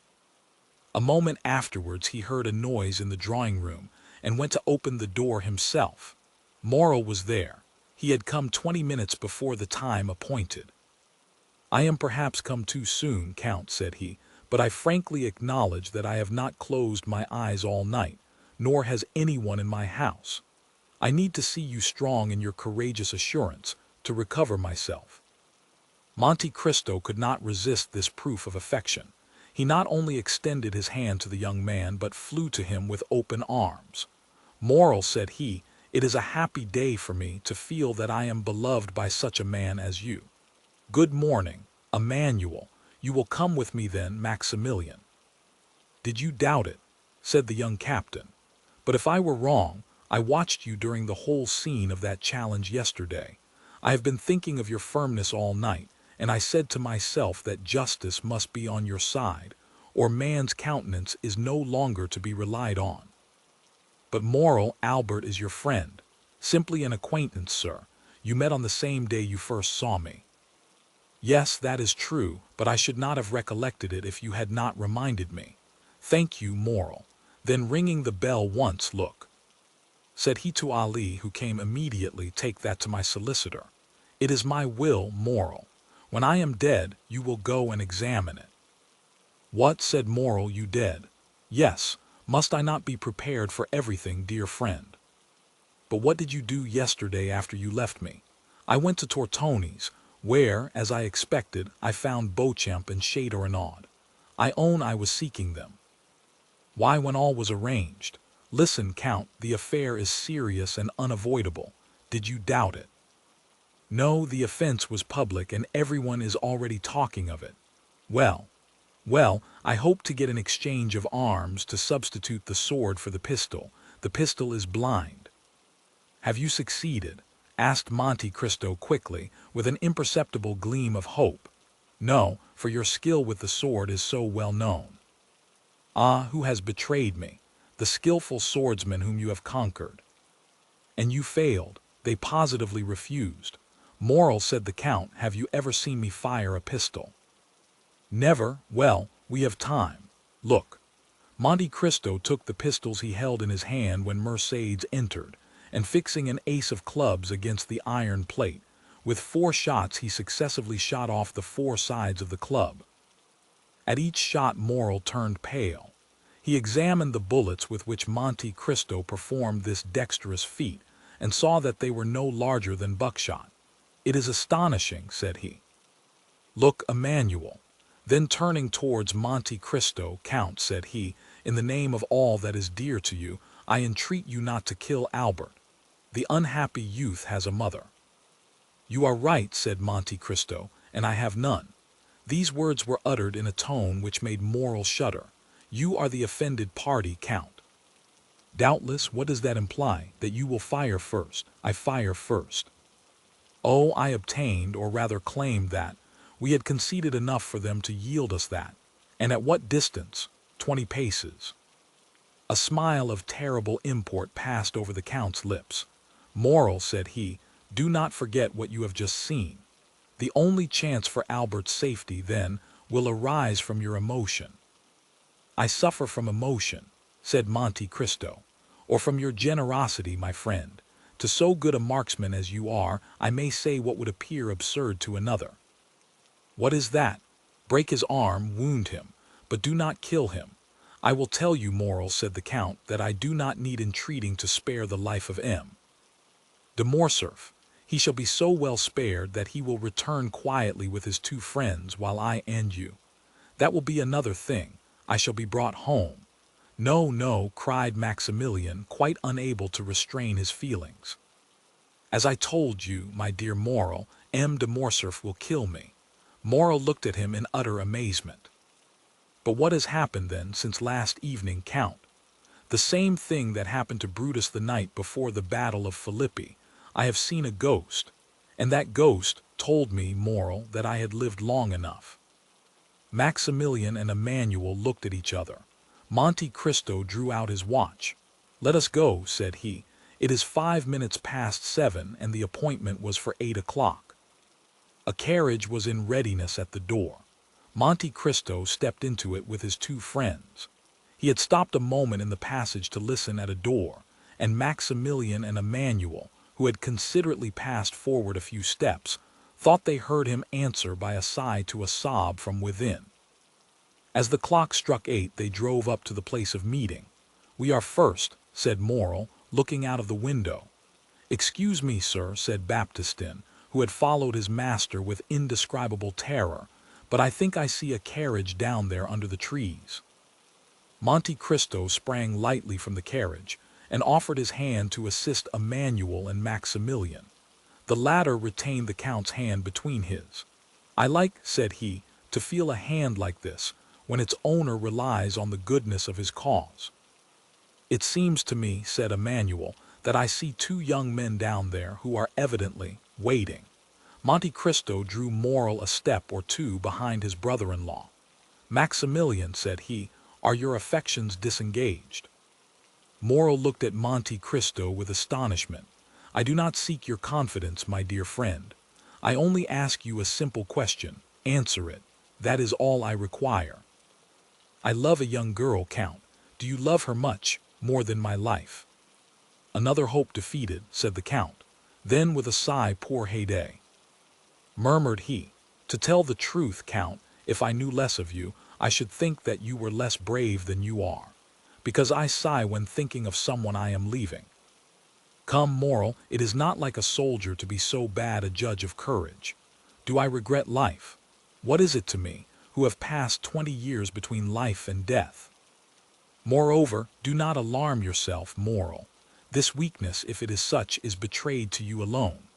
I know the world is a drawing-room from which we must retire politely and honestly, that is, with a bow and our debts of honor paid. That is to the purpose. Have you brought your arms? What for? I hope these gentlemen have theirs. I will inquire, said Morel. Do, but make no treaty, you understand me. You need not fear. Morel advanced towards Beauchamp and Châteaurenaud, who, seeing his intention, came to meet him. The 3 young men bowed to each other courteously, if not affably. Excuse me, gentlemen, said Morel, but I do not see M. de Morcerf. He sent us word this morning, replied Châteaurenaud, that he would meet us on the ground. Ah, said Morel. Beauchamp pulled out his watch. It is only 5 minutes past 8, said he to Morel. There is not much time lost yet. Oh, I made no illusion of that kind, replied Morel. There is a carriage coming, said Châteaurenaud. It advanced rapidly along one of the avenues leading towards the open space where they were assembled. You are doubtless provided with pistols, gentlemen. M. de Monte Cristo yields his right of using his. We had anticipated this kindness on the part of the Count, said Beauchamp, and I have brought some weapons which I bought 8 or 10 days since, thinking to want them on a similar occasion. They are quite new and have not yet been used. Will you examine them? Oh, M. Beauchamp, if you assure me that M. de Morcerf does not know these pistols, you may readily believe that your word will be quite sufficient. Gentlemen, said Châteaurenaud, it is not Morcerf coming in that carriage. Faith, it is France and Debray. The 2 young men he announced were indeed approaching. What chance brings you here, gentlemen? Said Châteaurenaud, shaking hands with each of them. Because, said Debray, Albert sent this morning to request us to come. Beauchamp and Châteaurenaud exchanged looks of astonishment. I think I understand his reason, said Morel. What is it? Yesterday afternoon I received a letter from M. de Morcerf, begging me to attend the opera. And I said Debray, and I also said France, and we too added Beauchamp and Châteaurenaud. Having wished you all to witness the challenge, he now wishes you to be present at the combat. Exactly so, said the young men, you have probably guessed right. But after all these arrangements, he does not come himself, said Châteaurenaud. Albert is 10 minutes after time. There he comes, said Beauchamp, on horseback, at full gallop, followed by a servant. How imprudent, said Châteaurenaud, to come on horseback to fight a duel with pistols, after all the instructions I had given him. And besides, said Beauchamp, with a collar above his cravat, an open coat and white waistcoat, why has he not painted a spot upon his heart? It would have been more simple. Meanwhile Albert had arrived within 10 paces of the group formed by the 5 young men. He jumped from his horse, threw the bridle on his servant's arms, and joined them. He was pale, and his eyes were red and swollen. It was evident that he had not slept. A shade of melancholy gravity overspread his countenance, which was not natural to him. I thank you, gentlemen, said he, for having complied with my request. I feel extremely grateful for this mark of friendship. Morel had stepped back as Morcerf approached and remained at a short distance. And to you also, M. Morel, my thanks are due. Come, there cannot be too many. Sir, said Maximilian, you are not perhaps aware that I am M. de Monte Cristo's friend. I was not sure, but I thought it might be so. So much the better. The more honorable men there are here, the better I shall be satisfied. M. Morel, said Châteaurenaud, will you apprise the Count of Monte Cristo that M. de Morcerf is arrived, and we are at his disposal. Morel was preparing to fulfill his commission. Beauchamp had meanwhile drawn the box of pistols from the carriage. Stop, gentlemen, said Albert. I have 2 words to say to the Count of Monte Cristo. In private, asked Morel. No, sir, before all who are here. Albert's witnesses looked at each other. France and Debray exchanged some words in a whisper, and Morel, rejoiced at this unexpected incident, went to fetch the Count, who was walking in a retired path with a manual. What does he want with me? Said Monte Cristo. I do not know, but he wishes to speak to you. Ah, said Monte Cristo, I trust he is not going to tempt me by some fresh insult. I do not think that such is his intention, said Morel. The Count advanced, accompanied by Maximilian and Emmanuel. His calm and serene look formed a singular contrast to Albert's grief-stricken face, who approached also, followed by the other 4 young men. When at 3 paces distant from each other, Albert and the Count stopped. Approach, gentlemen, said Albert. I wish you not to lose one word of what I am about to have the honor of saying to the Count of Monte Cristo, for it must be repeated by you to all who will listen to it, strange as it may appear to you. Proceed, sir, said the Count. Sir, said Albert, at first with a tremulous voice, but which gradually became firmer, I reproached you with exposing the conduct of M. de Morcerf in Epirus. For guilty as I knew he was, I thought you had no right to punish him. But I have since learned that you had that right. It is not Fernand Mondiguo's treachery towards Ali Pasha which induces me so readily to excuse you, but the treachery of the fisherman Fernand towards you, and the almost unheard-of miseries which were its consequences. And I say, and proclaim it publicly, that you were justified in revenging yourself on my father, and I, his son, thank you for not using greater severity. Had a thunderbolt fallen in the midst of the spectators of this unexpected scene, it would not have surprised them more than did Albert's declaration. As for Monte Cristo, his eyes slowly rose towards heaven with an expression of infinite gratitude. He could not understand how Albert's fiery nature, of which he had seen so much among the Roman bandits, had suddenly stooped to this humiliation. He recognized the influence of Mercédès, and saw why her noble heart had not opposed the sacrifice she knew beforehand would be useless. Now, sir, said Albert, if you think my apology sufficient, pray give me your hand. Next to the merit of infallibility which you appear to possess, I rank that of candidly acknowledging a fault. But this confession concerns me only. I acted well as a man, but you have acted better than man. An angel alone could have saved one of us from death. That angel came from heaven, if not to make us friends, which, alas, fatality renders impossible, at least to make us esteem each other. Monte Cristo, with moistened eye, heaving breast and lips half open, extended to Albert a hand which the latter pressed with a sentiment resembling respectful fear. "Gentlemen," said he, "M. de Monte Cristo receives my apology." I had acted hastily towards him. Hasty actions are generally bad ones. Now my fault is repaired. I hope the world will not call me cowardly for acting as my conscience dictated. But if anyone should entertain a false opinion of me, added he, drawing himself up as if he would challenge both friends and enemies, I shall endeavor to correct his mistake. What happened during the night? Asked Beauchamp of Châteaurenaud. We appear to make a very sorry figure here. In truth, what Albert has just done is either very despicable or very noble, replied the Baron. What can it mean? Said Debray to France. The Count of Monte Cristo acts dishonorably to M. de Morcerf, and is justified by his son. Had I 10 Yaninas in my family, I should only consider myself the more bound to fight 10 times.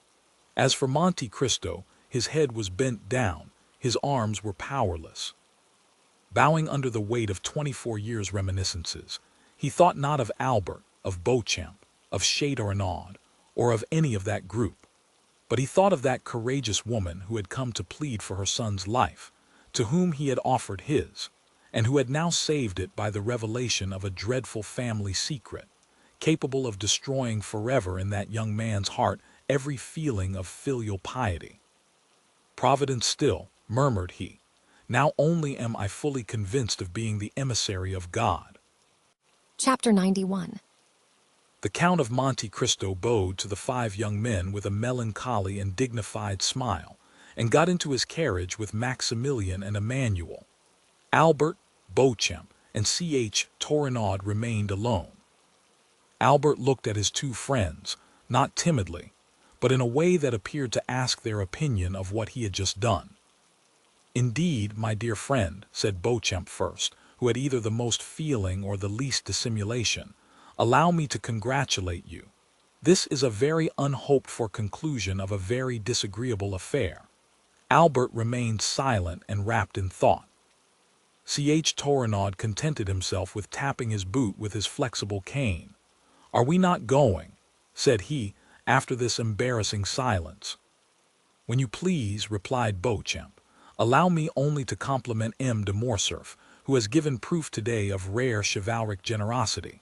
"Oh, yes," said C.H. Torenaud.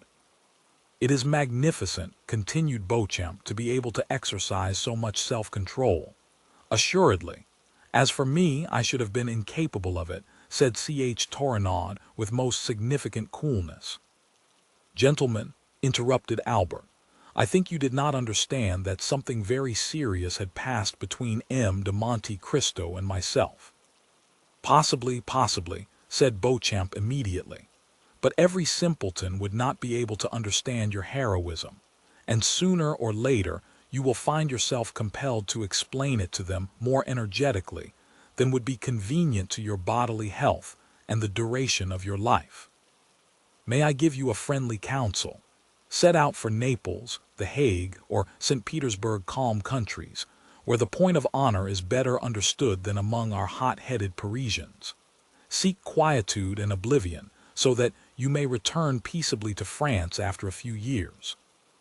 Am I not right, M. de Ch. Torenaud? That is quite my opinion, said the gentleman. Nothing induces serious duels so much as a duel forsworn. Thank you, gentlemen, replied Albert with a smile of indifference. I shall follow your advice not because you give it, but because I had before intended to quit France. I thank you equally for the service you have rendered me in being my seconds. It is deeply engraved on my heart, and after what you have just said, I remember that only. Torenaud and Beauchamp looked at each other. The impression was the same on both of them, and the tone in which Morcerf had just expressed his thanks was so determined that the position would have become embarrassing for all if the conversation had continued. "Goodbye, Albert," said Beauchamp suddenly, carelessly extending his hand to the young man. The latter did not appear to arouse from his lethargy. In fact, he did not notice the offered hand. "Goodbye," said Torenaud in his turn, keeping his little cane in his left hand and saluting with his right. Albert's lips scarcely whispered goodbye, but his look was more explicit. It expressed a whole poem of restrained anger, proud disdain, and generous indignation. He preserved his melancholy and motionless position for some time after his two friends had regained their carriage. Then, suddenly unfastening his horse from the little tree to which his servant had tied it, he mounted and galloped off in the direction of Paris. In a quarter of an hour he was entering the house in the Rue du Helder. As he alighted, he thought he saw his father's pale face behind the curtain of the Count's bedroom. Albert turned away his head with a sigh and went to his own apartments. He cast one lingering look on all the luxuries which had rendered life so easy and so happy since his infancy.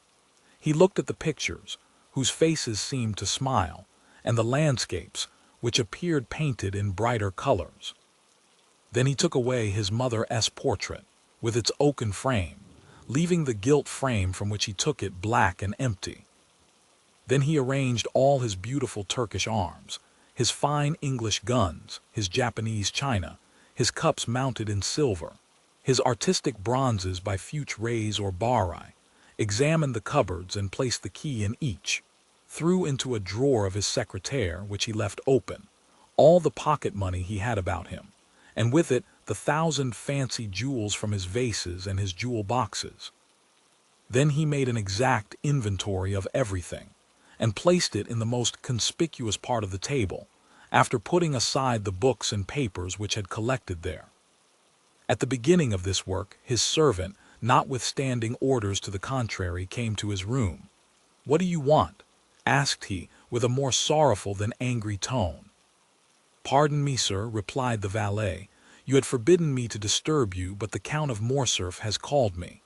"Well," said Albert. "I did not like to go to him without first seeing you." "Why?"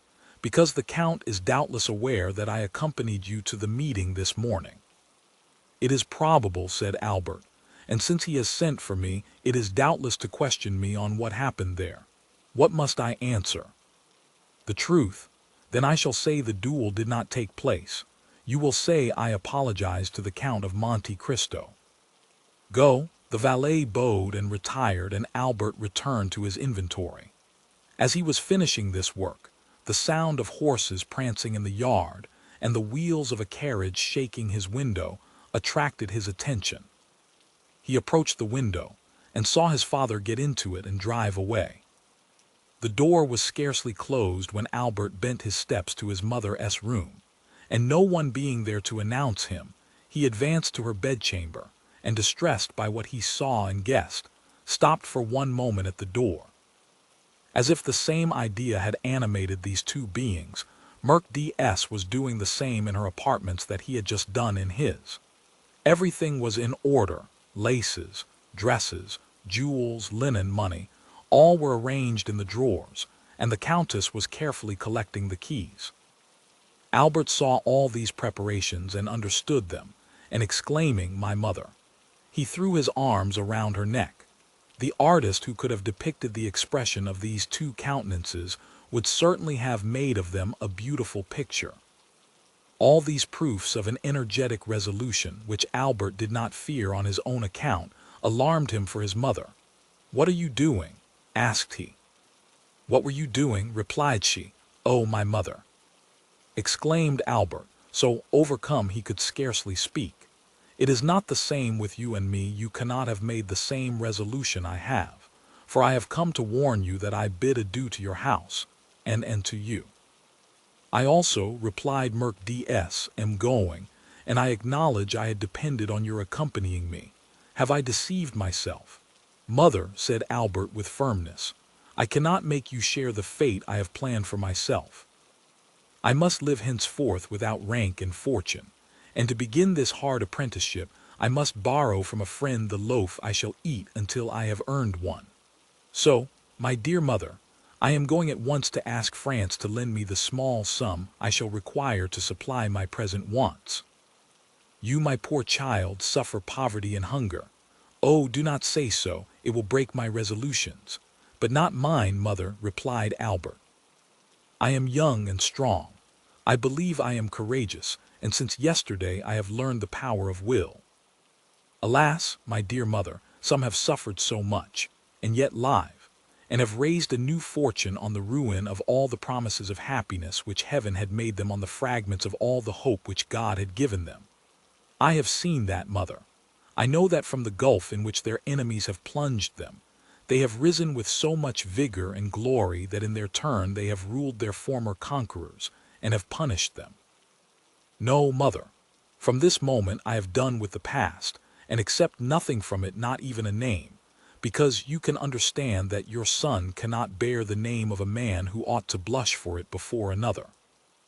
Albert, my child, said Mercedes, if I had a stronger heart, that is the counsel I would have given you.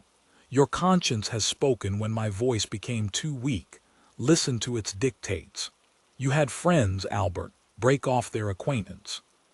But do not despair. You have life before you, my dear Albert, for you are yet scarcely 22 years old, and as a pure heart like yours wants a spotless name, take my father's, it was Herrera. I am sure, my dear Albert, whatever may be your career, you will soon render that name illustrious. Then, my son, return to the world still more brilliant because of your former sorrows, and if I am wrong, still let me cherish these hopes, for I have no future to look forward to. For me, the grave opens when I pass the threshold of this house. I will fulfill all your wishes, my dear mother, said the young man. Yes, I share your hopes. The anger of heaven will not pursue us, since you are pure and I am innocent. But since our resolution is formed, let us act promptly. M. de Morcerf went out about half an hour ago. The opportunity is favorable to avoid an explanation. I am ready, my son, said Mercedes. Albert ran to fetch a carriage. He recollected that there was a small furnished house to let in the Rue des Saint-Spiers, where his mother would find a humble but decent lodging, and thither he intended conducting the Countess. As the carriage stopped at the door and Albert was alighting, a man approached and gave him a letter. Albert recognized the bearer. From the Count, said Bertuccio. Albert took the letter, opened and read it, then looked round for Bertuccio, but he was gone. He returned to Mercedes with tears in his eyes and heaving breast, and without uttering a word he gave her the letter.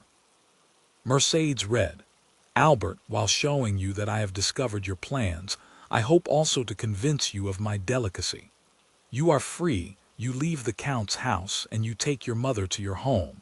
But reflect, Albert, you owe her more than your poor noble heart can pay her. Keep the struggle for yourself, bear all the suffering, but spare her the trial of poverty which must accompany your first efforts. For she deserves not even the shadow of the misfortune which has this day fallen on her, and Providence is not willing that the innocent should suffer for the guilty. I know you are going to leave the Rue du Helder without taking anything with you. Do not seek to know how I discovered it. I know it, that is sufficient. Now, listen, Albert. 24 years ago I returned, proud and joyful, to my country. I had a betrothed, Albert, a lovely girl whom I adored, and I was bringing to my betrothed 150 louis, painfully amassed by ceaseless toil. This money was for her. I destined it for her, and knowing the treachery of the sea, I buried our treasure in the little garden of the house my father lived in at Marseille, on the Allées de Mailhan. Your mother, Albert, knows that poor house well. A short time since I passed through Marseille, and went to see the old place, which revived so many painful recollections. And in the evening I took a spade and dug in the corner of the garden where I had concealed my treasure. The iron box was there, no one had touched it, under a beautiful fig tree my father had planted the day I was born. which overshadowed the spot. Well, Albert, this money, which was formerly designed to promote the comfort and tranquility of the woman I adored, may now, through strange and painful circumstances, be devoted to the same purpose. Oh, feel for me, who could offer millions to that poor woman, but who return her only the piece of black bread forgotten under my poor roof, since the day I was torn from her I loved. You are a generous man, Albert, but perhaps you may be blinded by pride or resentment.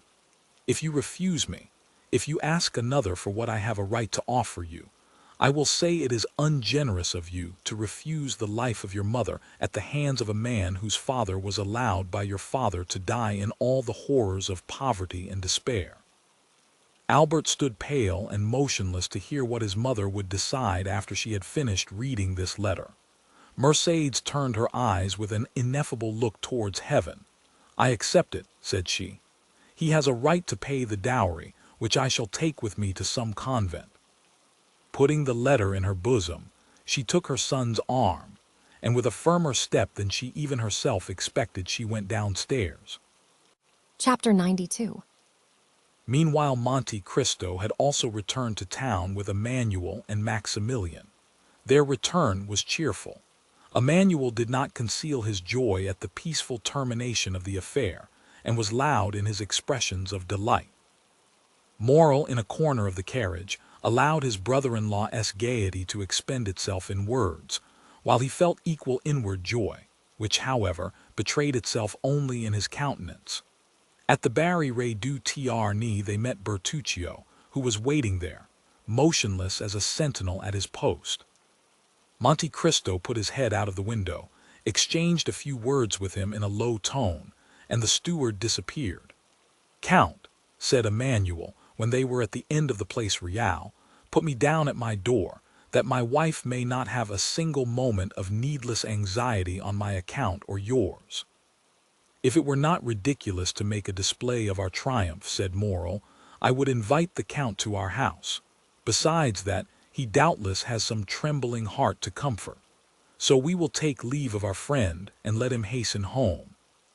"Stop a moment," said Monte Cristo. "Do not let me lose both my companions. Return, Emmanuel, to your charming wife and present my best compliments to her. And do you, Morel, accompany me to the Champs-Élysées." "Willingly," said Maximilian, "particularly as I have business in that quarter." "Shall we wait breakfast for you?" asked Emmanuel. "No," replied the young man. The door was closed and the carriage proceeded. "See what good fortune I brought you," said Morel when he was alone with the Count. "Have you not thought so?" "Yes," said Monte Cristo. "For that reason I wish to keep you near me. It is miraculous," continued Morel, answering his own thoughts. "What?" said Monte Cristo. "What has just happened?" "Yes," said the Count, "you are right, it is miraculous. For Albert is brave," resumed Morel. "Very brave," said Monte Cristo. "I have seen him sleep with a sword suspended over his head. And I know he has fought 2 duels," said Morel.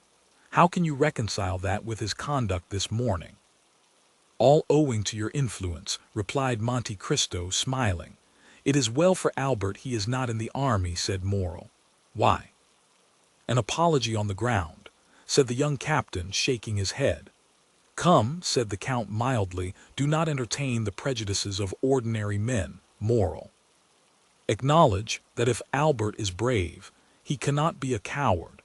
He must then have had some reason for acting as he did this morning, and confess that his conduct is more heroic than otherwise."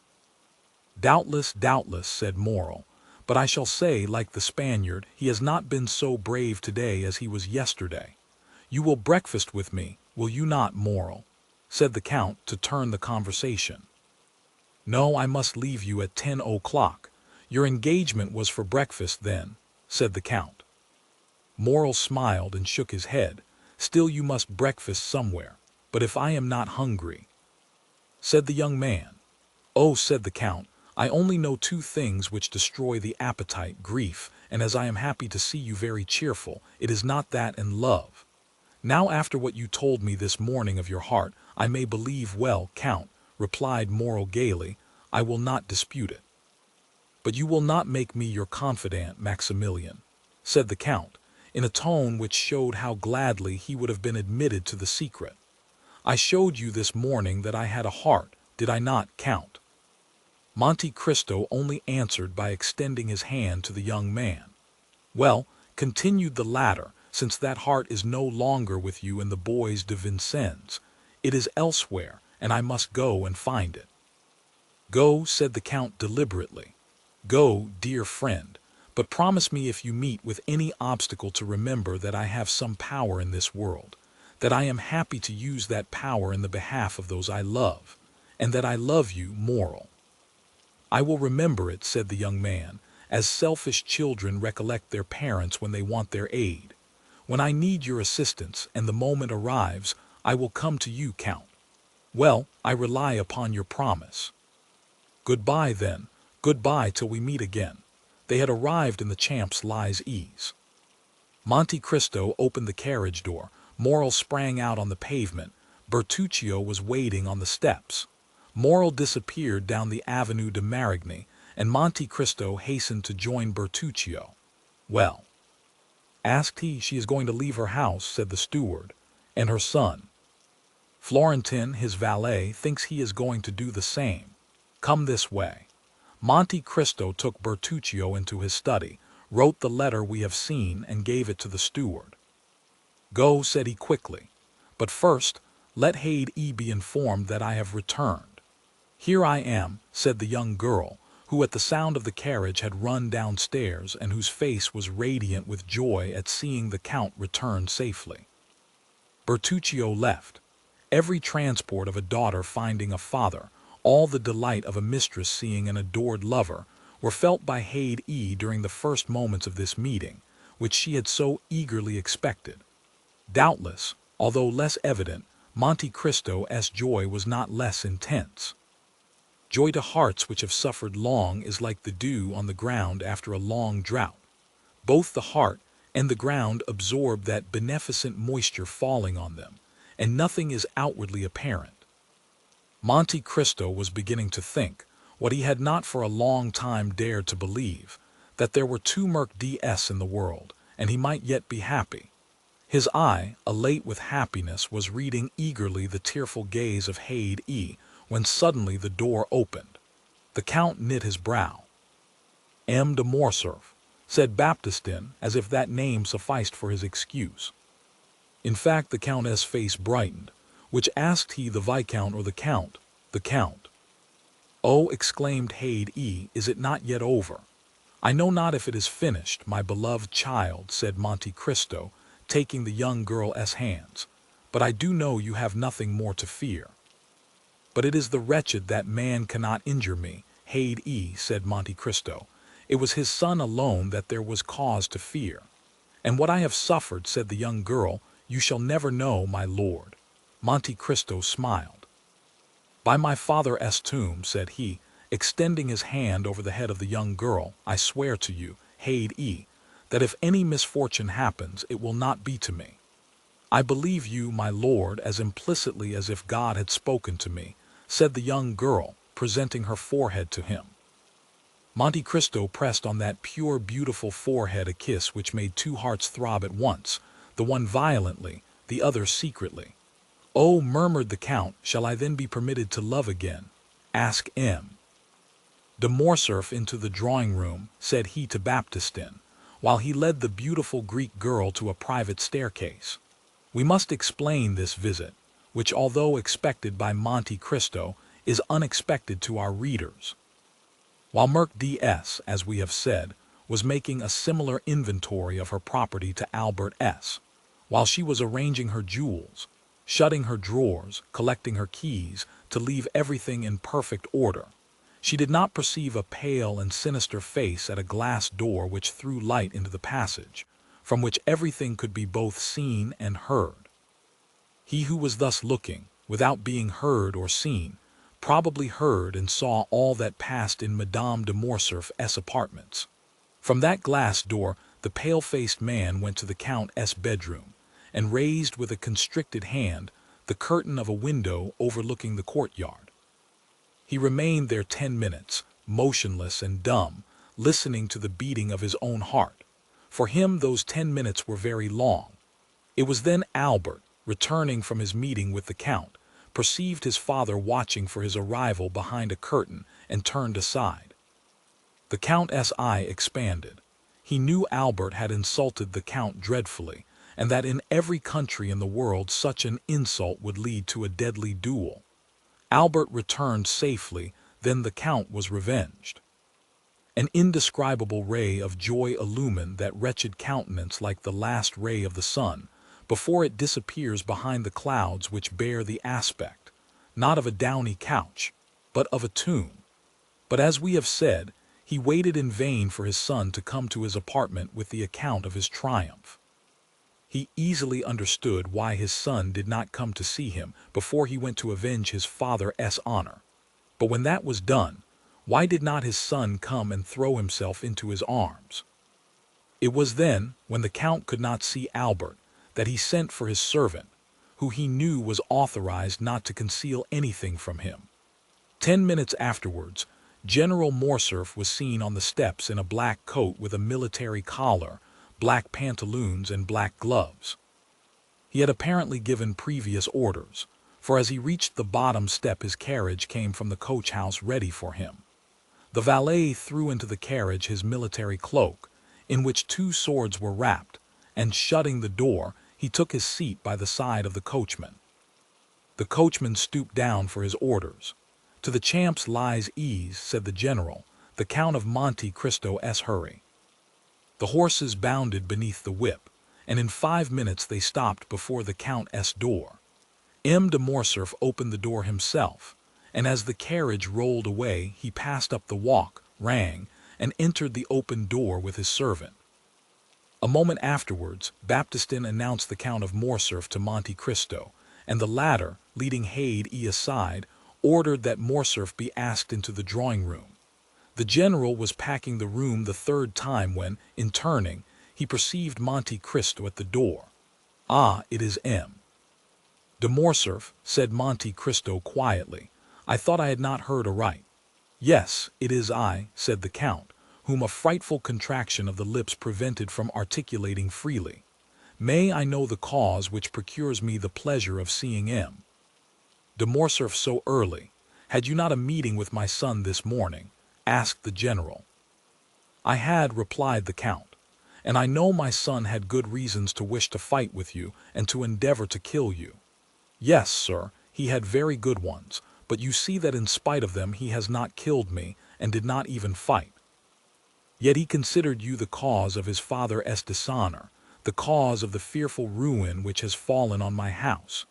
"It is true, sir," said Monte Cristo with his dreadful calmness, "a secondary cause, but not the principal. Doubtless you made, then, some apology or explanation." "I explained nothing, and it is he who apologized to me. But to what do you attribute this conduct? To the conviction, probably, that there was one more guilty than I." "And who was that?" "His father." "That may be," said the Count, turning pale, "but you know the guilty do not like to find themselves convicted." "I know it, and I expected this result." "You expected my son would be a coward," cried the Count. "M. Albert de Morcerf is no coward," said Monte Cristo. "A man who holds a sword in his hand and sees a mortal enemy within reach of that sword, and does not fight, is a coward. Why is he not here that I may tell him so?" "Sir," replied Monte Cristo coldly, "I did not expect that you had come here to relate to me your little family affairs." "Go and tell him Albert that, and he may know what to answer you."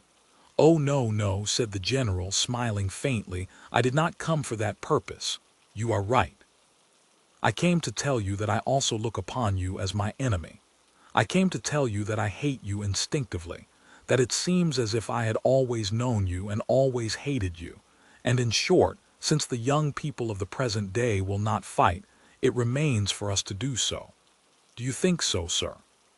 "Certainly, and when I told you I had foreseen the result, it is the honor of your visit I alluded to. So much the better." "Are you prepared?" "Yes, sir." "You know that we shall fight till one of us is dead," said the general, whose teeth were clenched with rage. Until one of us dies, repeated Monte Cristo, moving his head slightly up and down. Let us start, then. We need no witnesses. Very true, said Monte Cristo. It is unnecessary, we know each other so well. On the contrary, said the Count, we know so little of each other. Indeed, said Monte Cristo with the same indomitable coolness. Let us see. Are you not the soldier Fernand who deserted on the eve of the Battle of Waterloo? Are you not the Lieutenant Fernand who served as guide and spy to the French army in Spain? Are you not the Captain Fernand who betrayed, sold, and murdered his benefactor, Ali? And have not all these Fernands united made Lieutenant General, the Count of Morcerf, peer of France? Oh, cried the general, as if branded with a hot iron, wretch, to reproach me with my shame when about perhaps to kill me. No, I did not say I was a stranger to you. I know well, demon, that you have penetrated into the darkness of the past, and that you have read, by the light of what torch I know not, every page of my life. But perhaps I may be more honorable in my shame than you under your pompous coverings. No, no, I am aware you know me, but I know you only as an adventurer sewn up in gold and jewelry. You call yourself, in Paris, the Count of Monte Cristo, in Italy, Sinbad the Sailor, in Malta, I forget what. But it is your real name I want to know, in the midst of your 100 names, that I may pronounce it when we meet to fight, at the moment when I plunge my sword through your heart. The Count of Monte Cristo turned dreadfully pale. His eyes seemed to burn with a devouring fire. He leaped towards a dressing-room near his bedroom, and in less than a moment, tearing off his cravat, his coat and waistcoat, he put on a sailor-esque jacket and hat, from beneath which rolled his long black hair. He returned thus, formidable and implacable, advancing with his arms crossed on his breast, towards the general, who could not understand why he had disappeared, but who on seeing him again, and feeling his teeth chatter and his legs sink under him, drew back, and only stopped when he found a table to support his clenched hand. Fernand, cried he, of my 100 names I need only tell you one to overwhelm you. But you guess it now, do you not? Or rather, you remember it. For notwithstanding all my sorrows and my tortures, I show you today a face which the happiness of revenge makes young again, a face you must often have seen in your dreams since your marriage with Merc D.S., my betrothed. The general, with his head thrown back, hands extended, gaze fixed, looked silently at this dreadful apparition. Then, seeking the wall to support him, he glided along close to it until he reached the door, through which he went out backwards, uttering this single mournful, lamentable, distressing cry, Edmond Dantès. Then, with sighs which were unlike any human sound, he dragged himself to the door, reeled across the courtyard, and falling into the arms of his valet, he said in a voice scarcely intelligible, "Home, home." The fresh air and the shame he felt at having exposed himself before his servants partly recalled his senses, but the ride was short, and as he drew near his house all his wretchedness revived. He stopped at a short distance from the house and alighted. The door was wide open. A hackney coach was standing in the middle of the yard, a strange sight before so noble a mansion. The Count looked at it with terror, but without daring to inquire its meaning, he rushed towards his apartment. 2 persons were coming down the stairs. He had only time to creep into an alcove to avoid them. It was Merc D.S. leaning on her son's arm and leaving the house. They passed close by the unhappy being, who, concealed behind the damask curtain, almost felt Merc D.S. dress brush past him, and his son's warm breath, pronouncing these words, "Courage, mother. Come, this is no longer our home." The words died away, the steps were lost in the distance. The general drew himself up, clinging to the curtain. He uttered the most dreadful sob which ever escaped from the bosom of a father abandoned at the same time by his wife and son. He soon heard the clatter of the iron step of the hackney coach, then the coachman's voice, and then the rolling of the heavy vehicle shook the windows. He darted to his bedroom to see once more all he had loved in the world. But the hackney coach drove on, and the head of neither Merc D.S. nor her son appeared at the window to take a last look at the house or the deserted father and husband. And at the very moment when the wheels of that coach crossed the gateway, a report was heard, and a thick smoke escaped through one of the panes of the window, which was broken by the explosion. Chapter 93. We may easily conceive where Morrel's appointment was. On leaving Monte Cristo, he walked slowly towards Villefort. We say slowly, for Morrel had more than half an hour to spare to go 500 steps, but he had hastened to take leave of Monte Cristo because he wished to be alone with his thoughts. He knew his time well, the hour when Valentine was giving Noirtier his breakfast, and was sure not to be disturbed in the performance of this pious duty. Noirtier and Valentine had given him leave to go twice a week, and he was now availing himself of that permission. He arrived. Valentine was expecting him. Uneasy and almost crazed, she seized his hand and led him to her grandfather.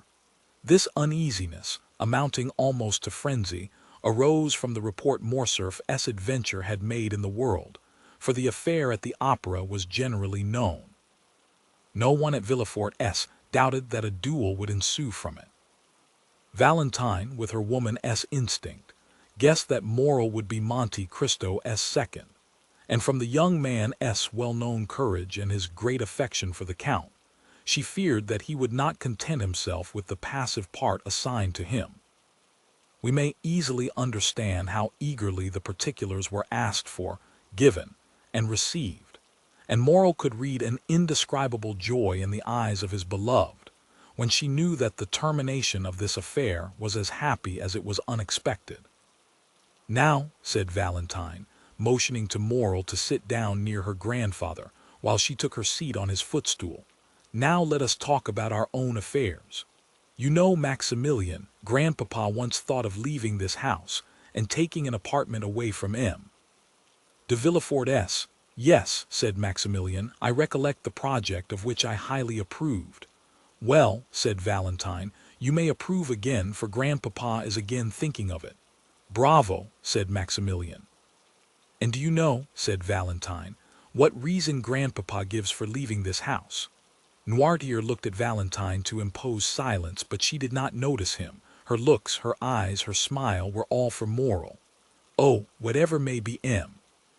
Noirtier's reason," answered Morrel, "I can readily believe it to be a good one." "An excellent one," said Valentine. "He pretends the air of the Faubourg Saint-Honore is not good for me." "Indeed," said Morrel, "in that M. Noirtier may be right. You have not seemed to be well for the last fortnight." "Not very," said Valentine, "and Grandpapa has become my physician, and I have the greatest confidence in him because he knows everything." "Do you then really suffer?" asked Morrel quickly. "Oh, it must not be called suffering. I feel a general uneasiness, that is all. I have lost my appetite, and my stomach feels as if it were struggling to get accustomed to something." Noirtier did not lose a word of what Valentine said.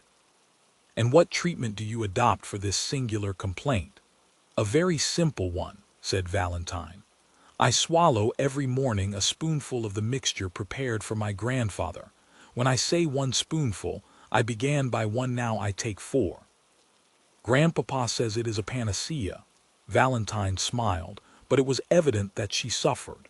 Maximilian, in his devotedness, gazed silently at her. She was very beautiful, but her usual pallor had increased. Her eyes were more brilliant than ever, and her hands, which were generally white like mother of pearl, now more resembled wax, to which time was adding a yellowish hue. From Valentine the young man looked towards Noirtier. The latter watched with strange and deep interest the young girl, absorbed by her affection, and he also, like Morrel, followed those traces of inward suffering which was so little perceptible to a common observer that they escaped the notice of everyone but the grandfather and the lover. "But," said Morrel, "I thought this mixture, of which you now take 4 spoonfuls, was prepared for M. Noirtier." "I know it is very bitter," said Valentine, "so bitter that all I drink afterwards appears to have the same taste." Noirtier looked inquiringly at his granddaughter. Yes, Grandpapa, said Valentine. It is so. Just now before I came down to you I drank a glass of sugared water. I left half because it seemed so bitter. Noirtier turned pale and made a sign that he wished to speak. Valentine rose to fetch the dictionary. Noirtier watched her with evident anguish. In fact, the blood was rushing to the young girl's head already. Her cheeks were becoming red. "Oh," cried she, without losing any of her cheerfulness, "this is singular. I can see. Did the sun shine in my eyes?" And she leaned against the window. "The sun is not shining," said Morel, more alarmed by Noirtier's expression than by Valentine's indisposition. He ran towards her. The young girl smiled. "Cheer up," said she to Noirtier. "Do not be alarmed, Maximilian. It is nothing and has already passed away. But listen, do I not hear a carriage in the courtyard?" She opened Noirtier's door, ran to a window in the passage, and returned hastily. "Yes," said she, "it is Madame Danglars and her daughter who have come to call on us. Goodbye, I must run away, for they would send here for me, or rather, farewell till I see you again. Stay with Grandpapa, Maximilian. I promise you not to persuade them to stay." Morel watched her as she left the room. He heard her ascend the little staircase which led both to Madame de Villefort's apartments and to hers. As soon as she was gone, Noirtier made a sign to Morel to take the dictionary. Morel obeyed. Guided by Valentine, he had learned how to understand the old man quickly. Accustomed, however, as he was to the work, he had to repeat most of the letters of the alphabet and to find every word in the dictionary, so that it was 10 minutes before the thought of the old man was translated by these words: "Fetch the glass of water and the decanter from Valentine's room." Morel rang immediately for the servant who had taken Barrois' situation, and in Noirtier's name gave that order. The servant soon returned. The decanter and the glass were completely empty. Noirtier made a sign that he wished to speak. "Why are the glass and decanter empty?" asked he. Valentine said she only drank half the glassful. The translation of this new question occupied another 5 minutes. "I do not know," said the servant, "but the housemaid is in Mademoiselle Valentine's room. Perhaps she has emptied them." "Ask her," said Morel, translating Noirtier's thought this time by his look. The servant went out but returned almost immediately. "Mademoiselle Valentine passed through the room to go to Madame de Villefort's," said he, "and in passing, as she was thirsty, she drank what remained in the glass. As for the decanter, Master Edward had emptied that to make a pond for his ducks." Noirtier raised his eyes to heaven, as a gambler does who stakes his all on one stroke. From that moment, the old man's eyes were fixed on the door, and did not quit it. It was indeed Madame Danglars and her daughter whom Valentine had seen. They had been ushered into Madame de Villefort's room, who had said she would receive them there. That is why Valentine passed through her room, which was on a level with Valentine's, and only separated from it by Edward's. The two ladies entered the drawing-room with that sort of official stiffness which preludes a formal communication. Among worldly people manner is contagious. Madame de Villefort received them with equal solemnity. Valentine entered at this moment, and the formalities were resumed. "My dear friend," said the Baroness, while the two young people were shaking hands, "I and Huguenot are come to be the first to announce to you the approaching marriage of my daughter with Prince Cavalcanti." Danglars kept up the title of Prince. The popular banker found that it answered better than Count. "Allow me to present you my sincere congratulations," replied Madame de Villefort. "Prince Cavalcanti appears to be a young man of rare qualities." "Listen," said the Baroness, smiling. "Speaking to you as a friend, I can say that the prince does not yet appear all he will be. He has about him a little of that foreign manner by which French persons recognize, at first sight, the Italian or German nobleman. Besides, he gives evidence of great kindness of disposition, much keenness of wit, and as to suitability, M. Danglars assures me that his fortune is majestic, that is his word." "And then," said Huguenot, While turning over the leaves of Madame de Villefort's album, add that you have taken a great fancy to the young man. And said Madame de Villefort, I need not ask you if you share that fancy. I, replied Huguenot with her usual candor. Oh, not the least in the world, madame. My wish was not to confine myself to domestic cares or the caprices of any man, but to be an artist and consequently free in heart, in person, and in thought. Huguenot pronounced these words with so firm a tone that the color mounted to Valentine's cheeks. The timid girl could not understand that vigorous nature which appeared to have none of the timidities of woman. At any rate, said she, since I am to be married whether I will or not, I ought to be thankful to Providence for having released me from my engagement with M. Albert de Morcerf, or I should this day have been the wife of a dishonored man.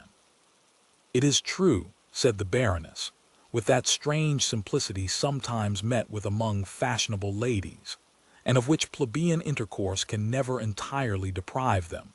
It is very true that had not the Morcerfs hesitated, my daughter would have married Monsieur Albert. The general depended much on it. He even came to force M. Danglars. We have had a narrow escape.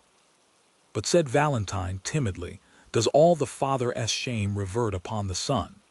Monsieur Albert appears to me quite innocent of the treason charged against the general.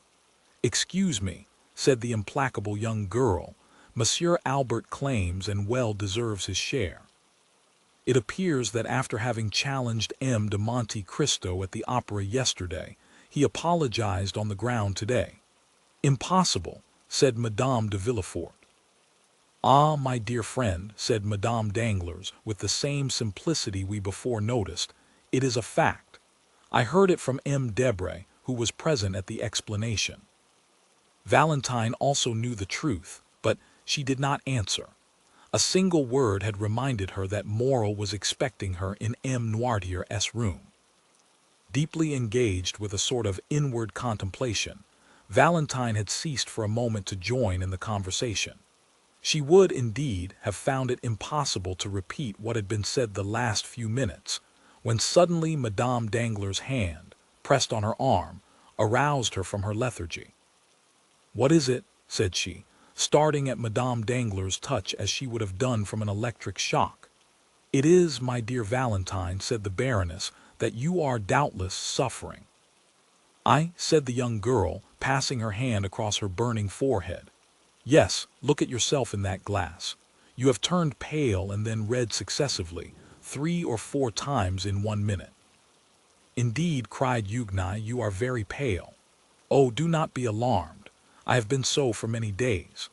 Artless as she was, the young girl knew that this was an opportunity to leave, and besides, Madame de Villefort came to her assistance. Retire, Valentine, said she. You are really suffering, and these ladies will excuse you. Drink a glass of pure water, it will restore you. Valentine kissed Huguenot, bowed to Madame Danglars, who had already risen to take her leave, and went out. That poor child, said Madame de Villefort when Valentine was gone, she makes me very uneasy, and I should not be astonished if she had some serious illness. Meanwhile, Valentine, in a sort of excitement which she could not quite understand, had crossed Edward's room without noticing some trick of the child, and through her own had reached the little staircase. She was within 3 steps of the bottom. She already heard Morel's voice, when suddenly a cloud passed over her eyes. Her stiffened foot missed the step, her hands had no power to hold the baluster, and falling against the wall she lost her balance wholly and toppled to the floor. Morel bounded to the door, opened it, and found Valentine stretched out at the bottom of the stairs. Quick as a flash, he raised her in his arms and placed her in a chair. Valentine opened her eyes. Oh, what a clumsy thing I am, said she with feverish volubility. I don't know my way. I forgot there were 3 more steps before the landing. You have hurt yourself, perhaps, said Morel. What can I do for you, Valentine? Valentine looked around her. She saw the deepest terror depicted in Noirtier's eyes. Don't worry, dear grandpapa, said she, endeavoring to smile. It is nothing, it is nothing.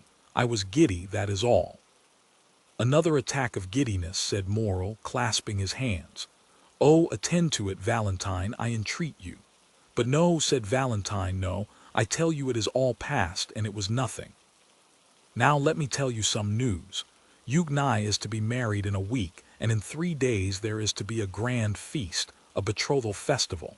We are all invited, my father, Madame de Villefort, and I at least. I understood it so. When will it be our turn to think of these things?" "Oh, Valentine, you who have so much influence over your grandpapa, try to make him answer soon." "And do you," said Valentine, "depend on me to stimulate the tardiness and arouse the memory of grandpapa?" "Yes," cried Morel, "make haste." "So long as you are not mine, Valentine, I shall always think I may lose you." "Oh," replied Valentine with a convulsive movement, "oh, indeed, Maximilian, you are too timid for an officer, for a soldier who, they say, never knows fear. Ha, ha, ha." She burst into a forced and melancholy laugh, her arms stiffened and twisted, her head fell back on her chair, and she remained motionless. The cry of terror which was stopped on Noirtier's lips seemed to start from his eyes. Morel understood it. He knew he must call assistance. The young man rang the bell violently. The housemaid who had been in Mademoiselle Valentine's room, and the servant who had replaced Barrois, ran in at the same moment. Valentine was so pale, so cold, so inanimate that without listening to what was said to them, they were seized with the fear which pervaded that house, and they flew into the passage crying for help.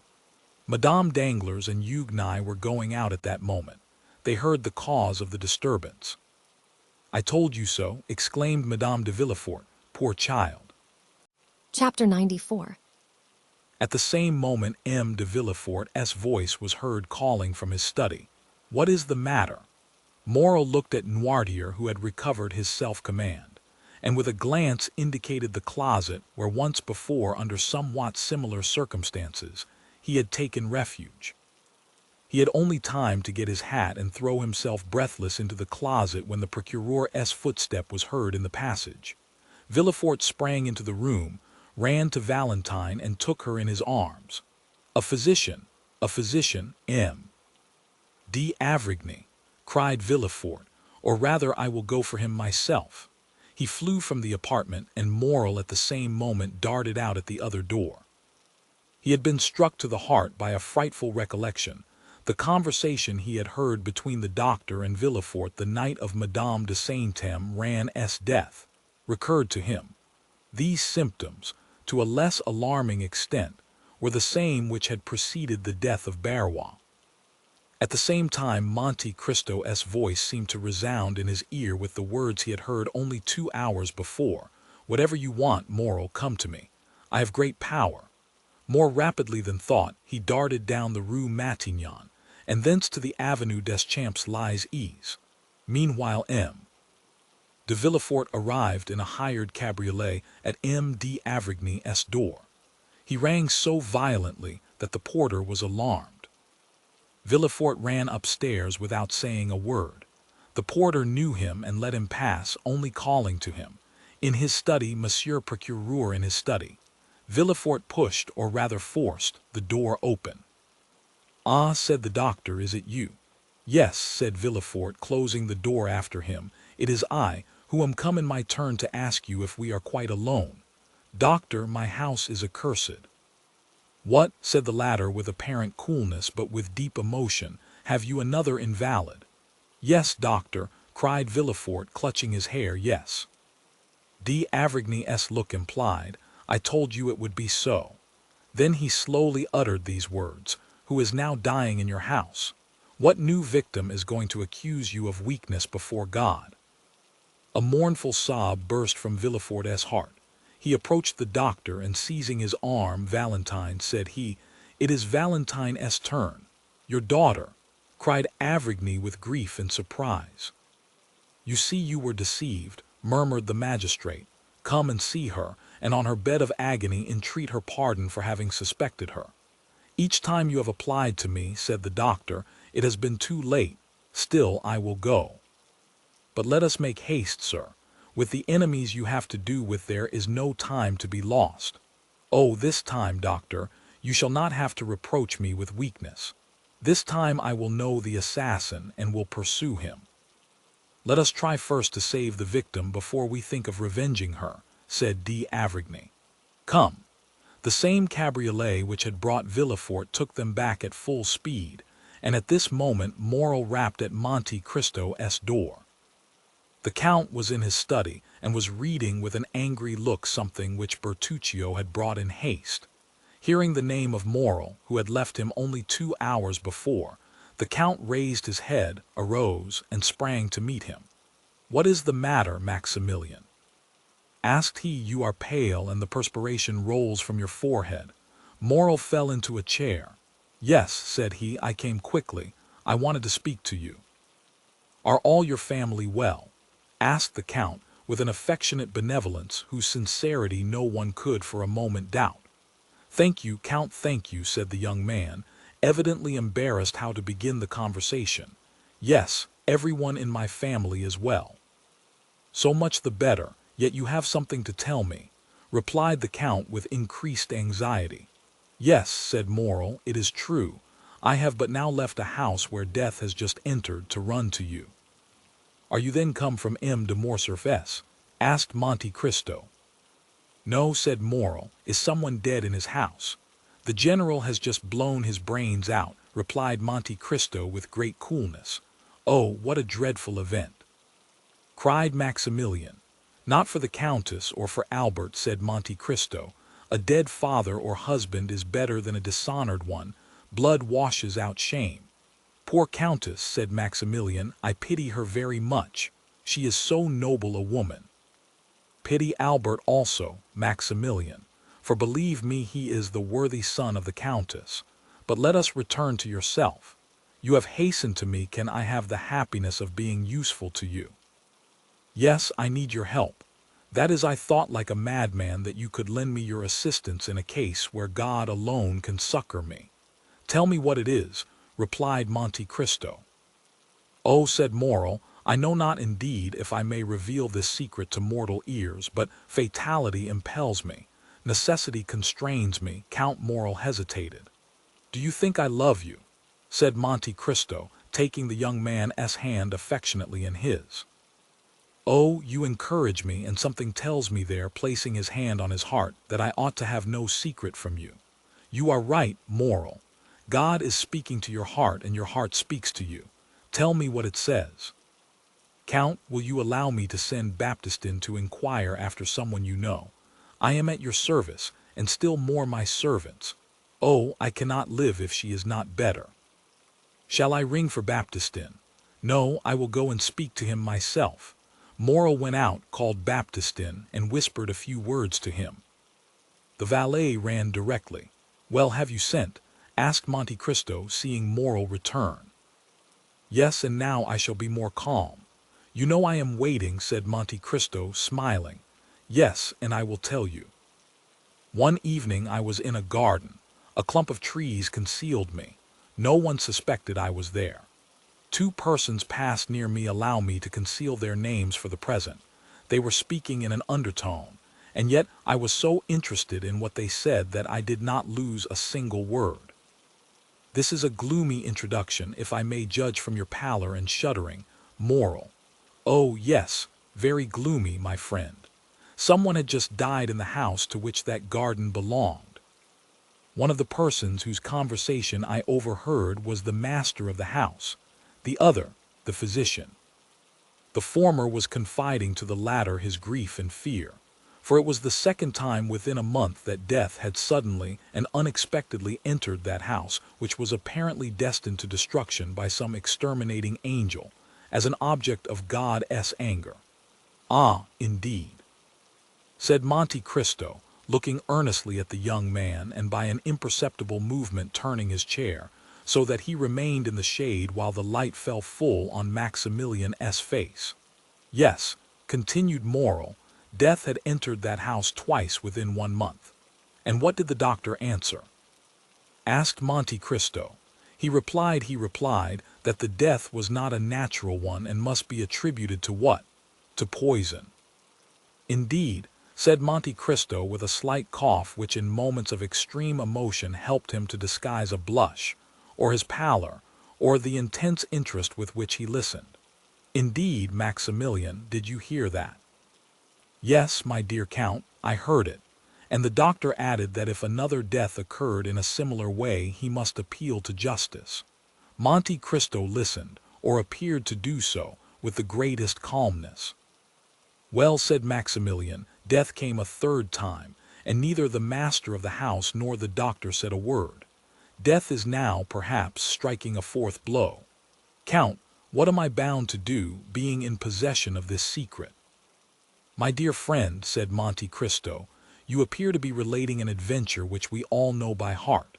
I know the house where you heard it, or one very similar to it. A house with a garden, a master, a physician, and where there have been 3 unexpected and sudden deaths. Well, I have not intercepted your confidence, and yet I know all that as well as you, and I have no conscientious scruples. No, it does not concern me.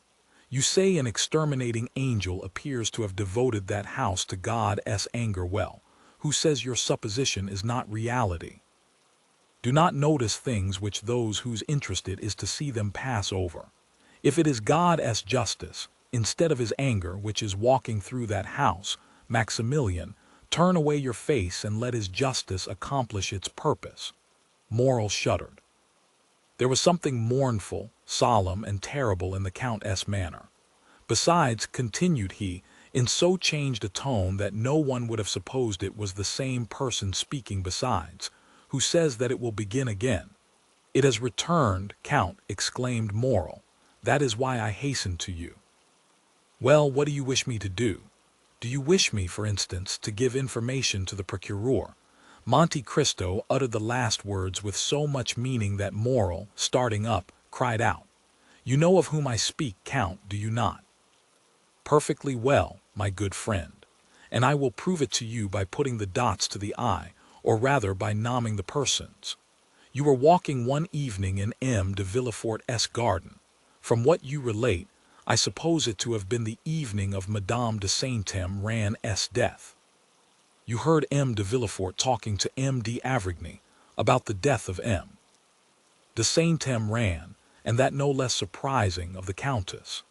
M. d'Avrigny said he believed they both proceeded from poison, and you, honest man, have ever since been asking your heart and sounding your conscience to know if you ought to expose or conceal this secret.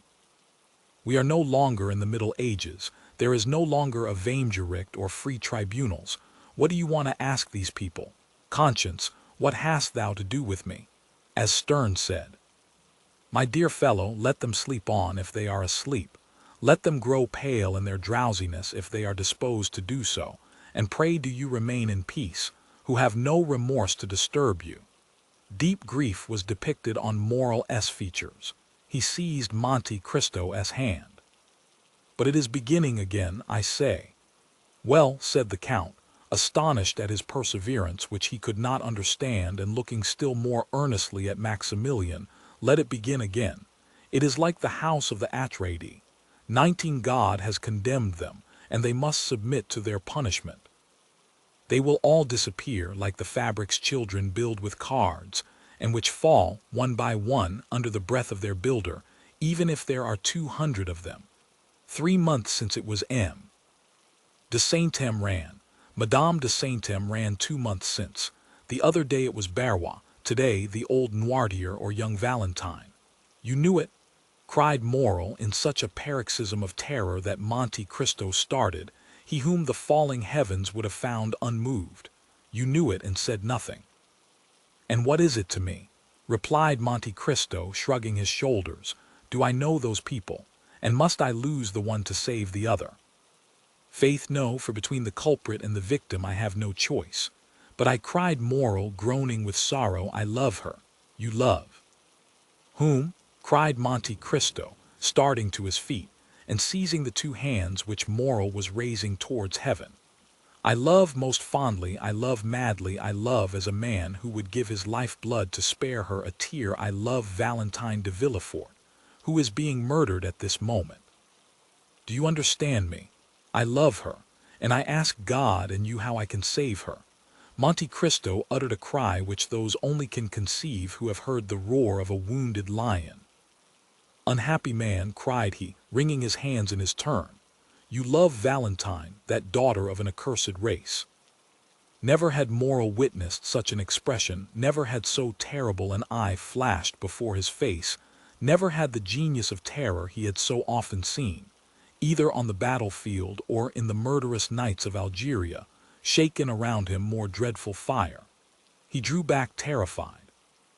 As for Monte Cristo, after this ebullition he closed his eyes as if dazzled by internal light.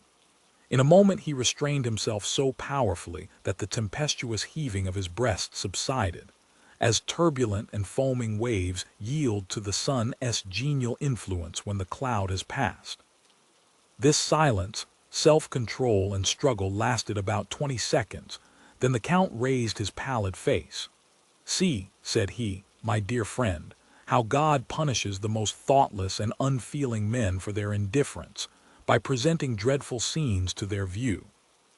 I who was looking on, an eager and curious spectator, I who was watching the working of this mournful tragedy, I who like a wicked angel was laughing at the evil men committed protected by secrecy. A secret is easily kept by the rich and powerful. I am in my turn bitten by the serpent whose tortuous course I was watching, and bitten to the heart." Morrel groaned. "Come, come," continued the Count, "complaints are unavailing. Be a man, be strong, be full of hope, for I am here and will watch over you." Morrel shook his head sorrowfully. "I tell you to hope. Do you understand me?" cried Monte Cristo. "Remember that I never uttered a falsehood and am never deceived. It is 12 o'clock, Maximilian. Thank heaven that you came at noon rather than in the evening or tomorrow morning. Listen, Morrel, it is noon. If Valentine is not now dead, she will not die."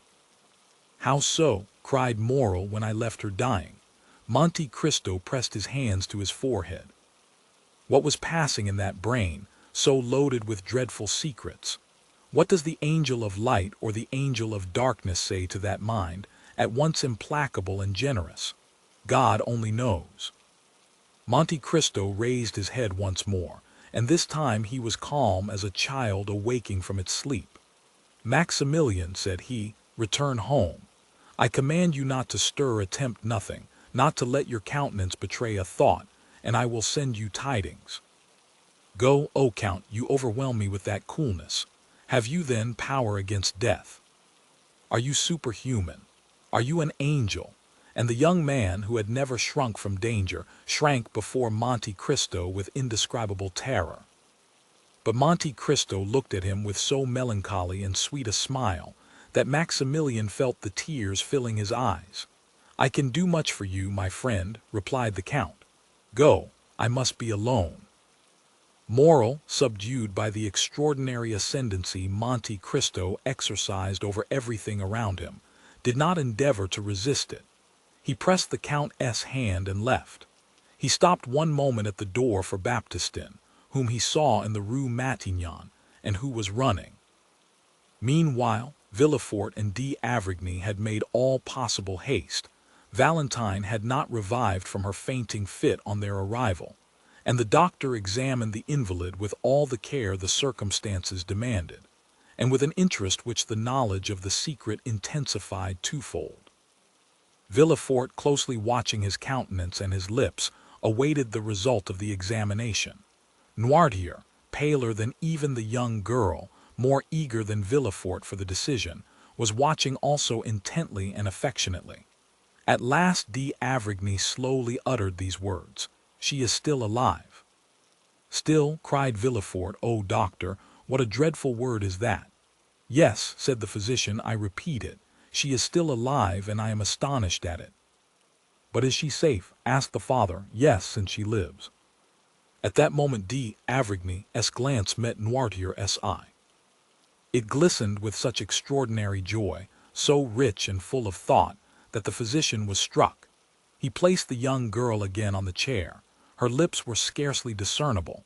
They were so pale and white, as well as her whole face, and remained motionless, looking at Noirtier, who appeared to anticipate and commend all he did. "Sir," said Avrigny to Villefort, "call Mademoiselle Valentine's maid, if you please." Villefort went himself to find her, and d'Avrigny approached Noirtier. "Have you something to tell me?" asked he. The old man winked his eyes expressively, which we may remember was his only way of expressing his approval, privately. "Yes, well, I will remain with you." At this moment Villefort returned, followed by the lady's maid, and after her came Madame de Villefort. "What is the matter, then, with this dear child? She has just left me, and she complained of being indisposed, but I did not think seriously of it." The young woman, with tears in her eyes and every mark of affection of a true mother, approached Valentine and took her hand. D'Avrigny continued to look at Noirtier. He saw the eyes of the old man dilate and become round, his cheeks turn pale and tremble. The perspiration stood in drops upon his forehead. "Ah," said he, involuntarily following Noirtier's eyes, which were fixed on Madame de Villefort, who repeated, "This poor child would be better in bed. Come, Fanny, we will put her to bed." D'Avrigny, who saw that would be a means of his remaining alone with Noirtier, expressed his opinion that it was the best thing that could be done, but he forbade that anything should be given to her except what he ordered. They carried Valentine away. She had revived, but could scarcely move or speak, so shaken was her frame by the attack. She had, however, just power to give one parting look to her grandfather, who in losing her seemed to be resigning his very soul. D'Avrigny followed the invalid, wrote a prescription, ordered Villefort to take a cabriolet, go in person to a chemist's to get the prescribed medicine, bring it himself, and wait for him in his daughter's room. Then, having renewed his injunction not to give Valentine anything, he went down again to Noirtier, shut the doors carefully, and after convincing himself that no one was listening, "Do you," said he, "know anything of this young lady's illness?" "Yes," said the old man. "We have no time to lose. I will question, and do you answer me." Noirtier made a sign that he was ready to answer. "Did you anticipate the accident which has happened to your granddaughter?" "Yes." D'Avrigny reflected a moment. Then approaching Noirtier, "Pardon what I am going to say," added he, "but no indication should be neglected in this terrible situation. Did you see poor Barrois die?" Noirtier raised his eyes to heaven. "Do you know of what he died?" asked D'Avrigny, placing his hand on Noirtier's shoulder. "Yes," replied the old man. "Do you think he died a natural death?" A sort of smile was discernible on the motionless lips of Noirtier. "Then you have thought that Barrois was poisoned?" "Yes." "Do you think the poison he fell a victim to was intended for him?" "No." "Do you think the same hand which unintentionally struck Barrois has now attacked Valentine?" "Yes." "Then will she die too?" asked D'Avrigny, fixing his penetrating gaze on Noirtier. He watched the effect of this question on the old man. "No," replied he with an air of triumph which would have puzzled the most clever diviner. "Then you hope," said Avrigny with surprise. "Yes." "What do you hope?" The old man made him understand with his eyes that he could not answer. "Ah, yes, it is true," murmured D'Avrigny. Then turning to Noirtier, "Do you hope the assassin will be tried?" "No." "Then you hope the poison will take no effect on Valentine?" "Yes." "It is no news to you," added D'Avrigny, "to tell you that an attempt has been made to poison her." The old man made a sign that he entertained no doubt upon the subject. "Then how do you hope Valentine will escape?" Noirtier kept his eyes steadfastly fixed on the same spot. D'Avrigny followed the direction, and saw that they were fixed on a bottle containing the mixture which he took every morning. "Ah, indeed," said Avrigny, struck with a sudden thought. "Has it occurred to you?" Noirtier did not let him finish. "Yes," said he, "to prepare her system to resist poison." "Yes, by accustoming her by degrees, yes." "Yes, yes," said Noirtier, delighted to be understood. "Of course. I had told you that there was brucine in the mixture I give you." "Yes." "And by accustoming her to that poison, You have endeavored to neutralize the effect of a similar poison. Noirtier's joy continued. And you have succeeded, exclaimed d'Avrigny. Without that precaution, Valentine would have died before assistance could have been procured. The dose has been excessive, but she has only been shaken by it. And this time, at any rate, Valentine will not die. A superhuman joy expanded the old man's eyes, which were raised towards heaven with an expression of infinite gratitude. At this moment Villefort returned. "Here, doctor," said he, "is what you sent me for. Was this prepared in your presence?" "Yes," replied the procureur. "Have you not let it go out of your hands?" "No." D'Avrigny took the bottle, poured some drops of the mixture it contained in the hollow of his hand, and swallowed them. "Well," said he, "let us go to Valentine. I will give instructions to everyone, and you, M.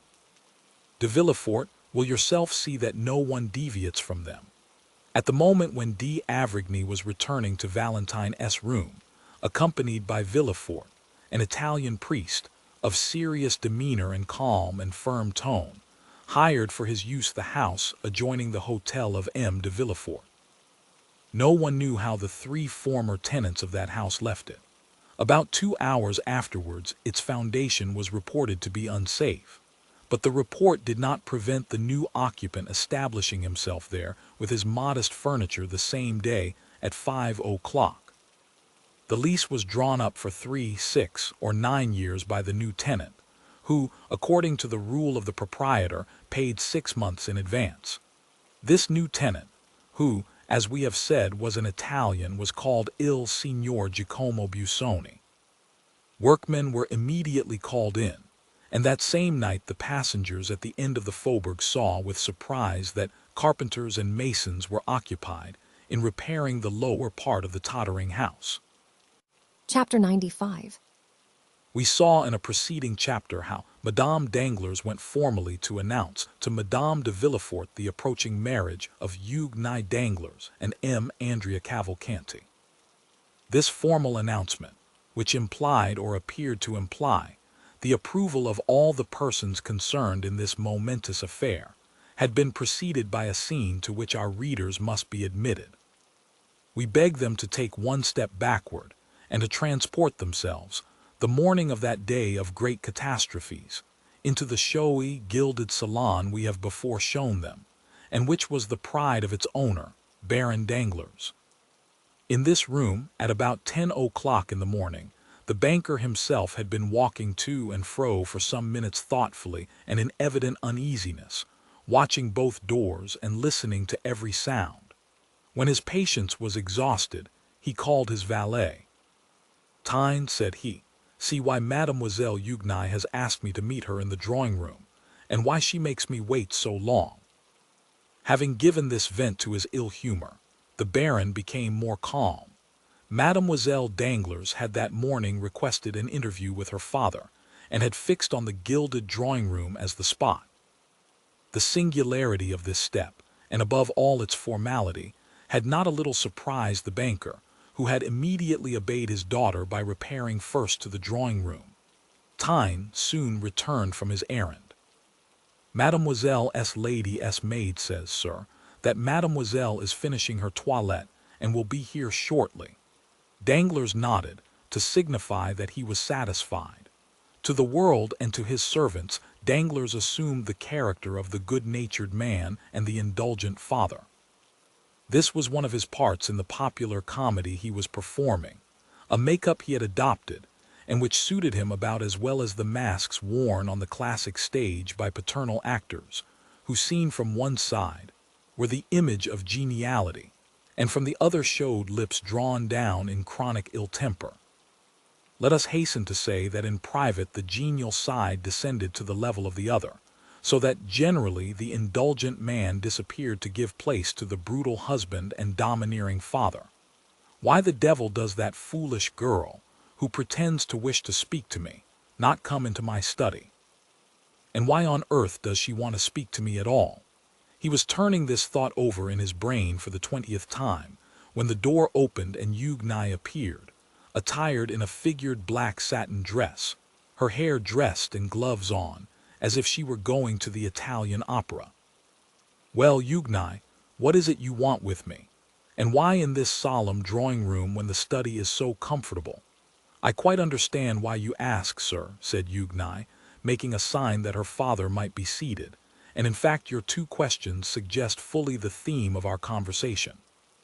I will answer them both, and contrary to the usual method, the last first, because it is the least difficult. I have chosen the drawing-room, sir, as our place of meeting, in order to avoid the disagreeable impressions and influences of a banker's study. Those gilded cash books, drawers locked like gates of fortresses, heaps of bank bills, come from I know not where, and the quantities of letters from England, Holland, Spain, India, China, and Peru, have generally a strange influence on a father's mind, and make him forget that there is in the world an interest greater and more sacred than the good opinion of his correspondents. I have therefore chosen this drawing-room, where you see, smiling and happy in their magnificent frames, your portrait, mine, my mother's, and all sorts of rural landscapes and touching pastorals. I rely much on external impressions. Perhaps, with regard to you, they are immaterial, but I should be no artist if I had not some fancies." "Very well," replied M. Danglars, who had listened to all this preamble with imperturbable coolness, but without understanding a word, since, like every man burdened with thoughts of the past, he was occupied with seeking the thread of his own ideas in those of the speaker. "There is, then, the second point cleared up, or nearly so," said Eugnai, without the least confusion, and with that masculine pointedness which distinguished her gesture and her language, "and you appear satisfied with the explanation. Now, let us return to the first. You ask me why I have requested this interview. I will tell you in 2 words, sir. I will not marry Count Andrea Cavalcanti." Danglars leaped from his chair and raised his eyes and arms towards heaven. "Yes, indeed, sir," continued Eugnai, still quite calm. "You are astonished, I see. For since this little affair began, I have not manifested the slightest opposition, and yet I am always sure, when the opportunity arrives, to oppose a determined and absolute will to people who have not consulted me, and things which displease me. However, this time my tranquility or passiveness, as philosophers say, proceeded from another source. It proceeded from a wish, like a submissive and devoted daughter. A slight smile was observable on the purple lips of the young girl, to practice obedience. "Well?" asked Danglars. "Well, sir," replied Eugnai, "I have tried to the very last, and now that the moment has come, I feel in spite of all my efforts that it is impossible." "But," said Danglars, whose weak mind was at first quite overwhelmed with the weight of this pitiless logic, marking evident premeditation and force of will, "what is your reason for this refusal, Eugnai? What reason do you assign?" "My reason," replied the young girl. "Well, it is not that the man is more ugly, more foolish, or more disagreeable than any other. No, Andrea Cavalcanti may appear to those who look at men's faces and figures as a very good specimen of his kind. It is not, either, that my heart is less touched by him than any other. That would be a schoolgirl's reason, which I consider quite beneath me. I actually love no one, sir. You know it, do you not? I do not then see why, without real necessity, I should encumber my life with a perpetual companion. Has not some sage said, 'Nothing too much'? And another, I carry all my effects with me. I have been taught these 2 aphorisms in Latin and in Greek. One is, I believe, from P.H. Drews, and the other from Bias. Well, my dear father, in the shipwreck of life, for life is an eternal shipwreck of our hopes, I cast into the sea my useless encumbrance. That is all, and I remain with my own will, disposed to live perfectly alone, and consequently perfectly free." "Unhappy girl, unhappy girl," murmured Danglars, turning pale, for he knew from long experience the solidity of the obstacle he had so suddenly encountered. "Unhappy girl," replied Eugnai. "Unhappy girl, do you say, sir?" "No, indeed." The exclamation appears quite theatrical and affected. "Happy, on the contrary, for what am I in want of? The world calls me beautiful. It is something to be well received. I like a favorable reception. It expands the countenance, and those around me do not then appear so ugly. I possess a share of wit and a certain relative sensibility, which enables me to draw from life in general. For the support of mine, all I meet with that is good, like the monkey who cracks the nut to get at its contents. I am rich, for you have one of the first fortunes in France. I am your only daughter, and you are not so exacting as the fathers of the Porte Saint Martin and Gatti, who disinherit their daughters for not giving them grandchildren. Besides, the provident law has deprived you of the power to disinherit me, at least entirely, as it has also of the power to compel me to marry monsieur this or monsieur that. And so being beautiful, witty, somewhat talented, as the comic operas say, and rich, and that is happiness, sir, why do you call me unhappy? Danglars, seeing his daughter smiling and proud even to insolence, could not entirely repress his brutal feelings, but they betrayed themselves only by an exclamation. Under the fixed and inquiring gaze leveled at him from under those beautiful black eyebrows, he prudently turned away and calmed himself immediately, daunted by the power of a resolute mind. "Truly, my daughter," replied he with a smile, "you are all you boast of being, excepting one thing. I will not too hastily tell you which, but would rather leave you to guess it."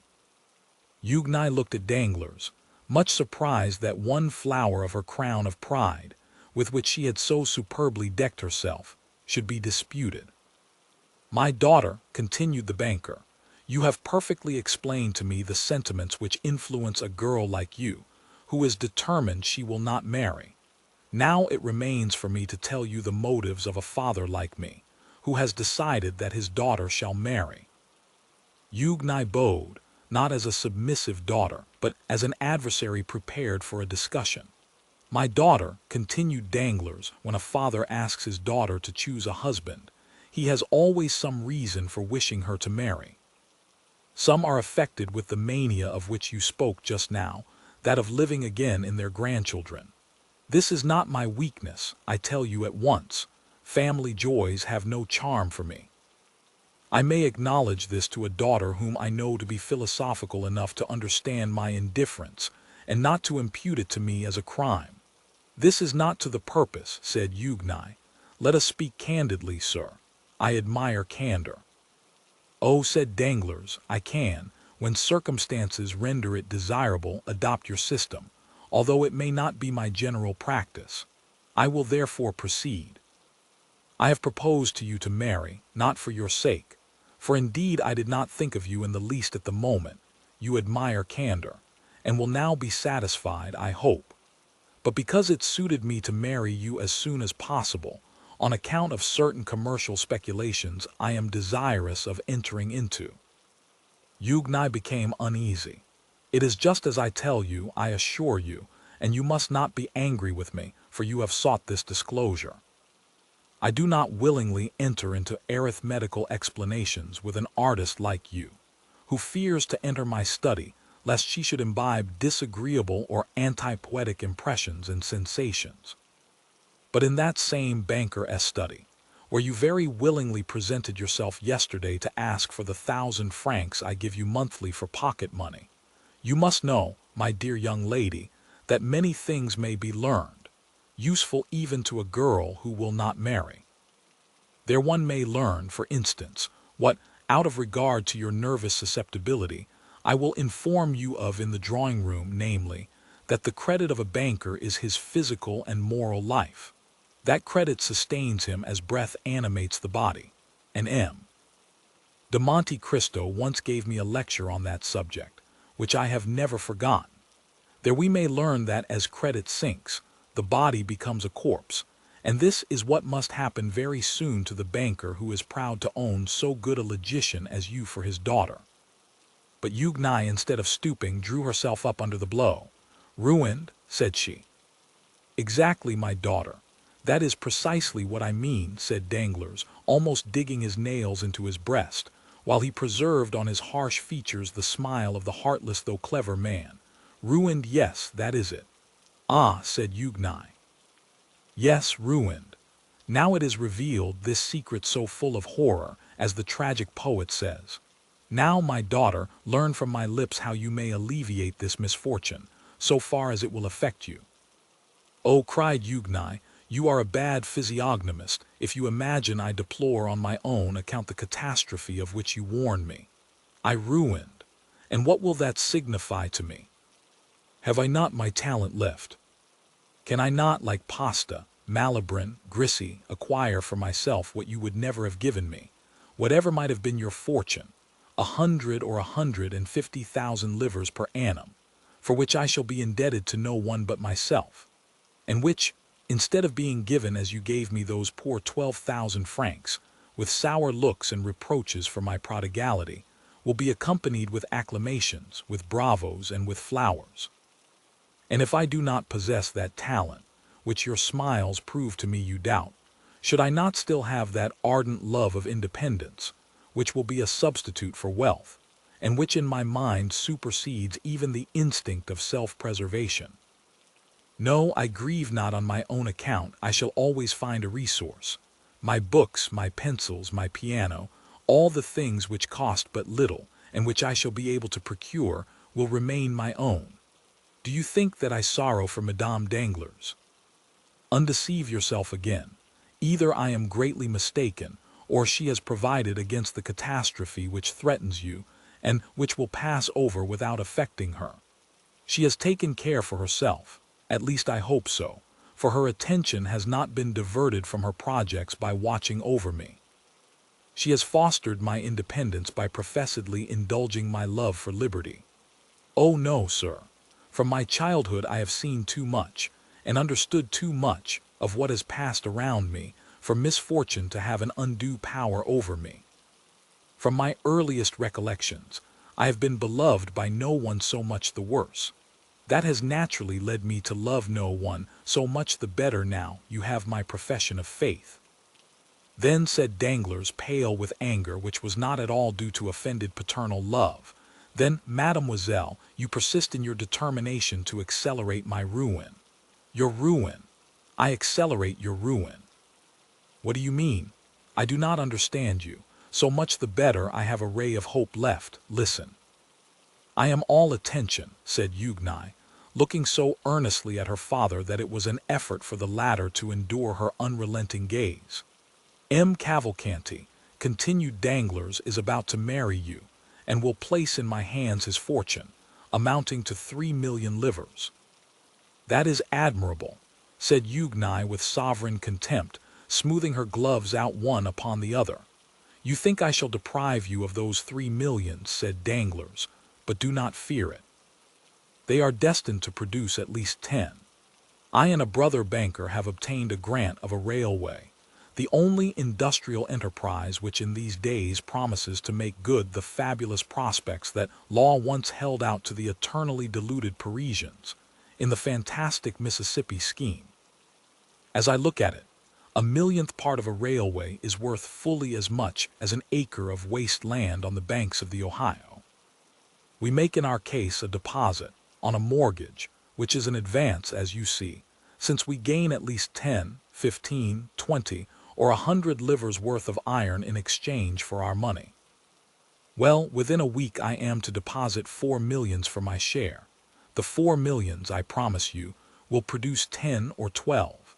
But during my visit to you the day before yesterday, sir, which you appear to recollect so well, replied Yugnai, I saw you arranging a deposit. Is not that the term? Of 5,5 millions. You even pointed it out to me in 2 drafts on the Treasury, and you were astonished that so valuable a paper did not dazzle my eyes like lightning.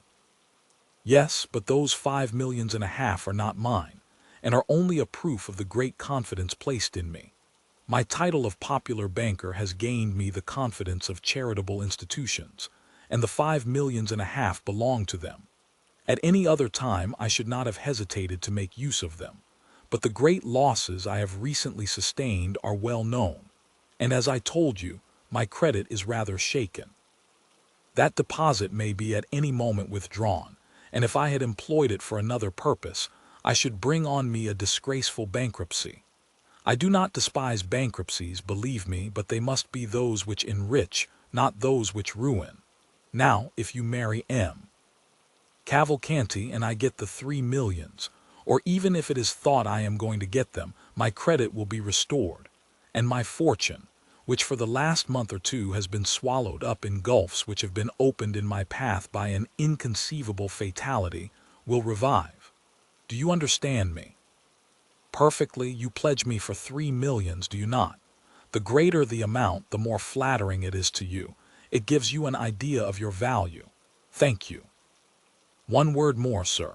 Do you promise me to make what use you can of the report of the fortune M. Cavalcanti will bring without touching the money? This is no act of selfishness, but of delicacy. I am willing to help rebuild your fortune, but I will not be an accomplice in the ruin of others. But since I tell you, cried Danglars, that with these 3 million do you expect to recover your position, sir, without touching those 3 million? I hope so, if the marriage should take place and confirm my credit. Shall you be able to pay M. Cavalcanti the 500,000 francs you promise for my dowry? He shall receive them on returning from the mayor S20. Very well, what next? What more do you want? I wish to know if, in demanding my signature, you leave me entirely free in my person. Absolutely. Then, as I said before, sir, very well. I am ready to marry M. Cavalcanti. But what are you up to? Ah, that is my affair. What advantage should I have over you, if knowing your secret I were to tell you mine? Danglars bit his lips. Then said he, you are ready to pay the official visits which are absolutely indispensable. Yes, replied Huguenot, and to sign the contract in 3 days. Yes, then in my turn I also say, very well. Danglars pressed his daughter's hand in his.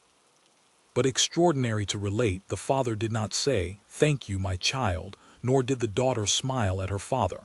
Is the conference ended? Asked Huguenot, rising. Danglars motioned that he had nothing more to say. 5 minutes afterwards, the piano resounded to the touch of Mademoiselle d'Armilly's fingers, and Mademoiselle Danglars was singing Brabantio's malediction on Desdemona. At the end of the piece Tyne entered, and announced to Huguenot that the horses were to the carriage, and that the Baroness was waiting for her to pay her visits. We have seen them at Villefort S. They proceeded then on their course. Will the weight of secrets shatter the soul, or will courage rise to meet the shadows? Can hope endure in a world cloaked in deception and despair? Discover the answers in next week's chapter. Join us Tuesday on Raining Book. Subscribe and tap the bell to follow every heart-pounding twist of fate and resilience. Tell us below, whose journey captivates you most? The steadfast hero forging a path through chaos, the enigmatic figure pulling strings from the shadows, or the quiet souls seeking light amidst darkness? Every like, comment, or share fuels our mission to bring stories as gripping and unforgettable as Dumas' masterpiece. Until then, keep your imagination alive for whispered plots and grand revelations. Happy listening.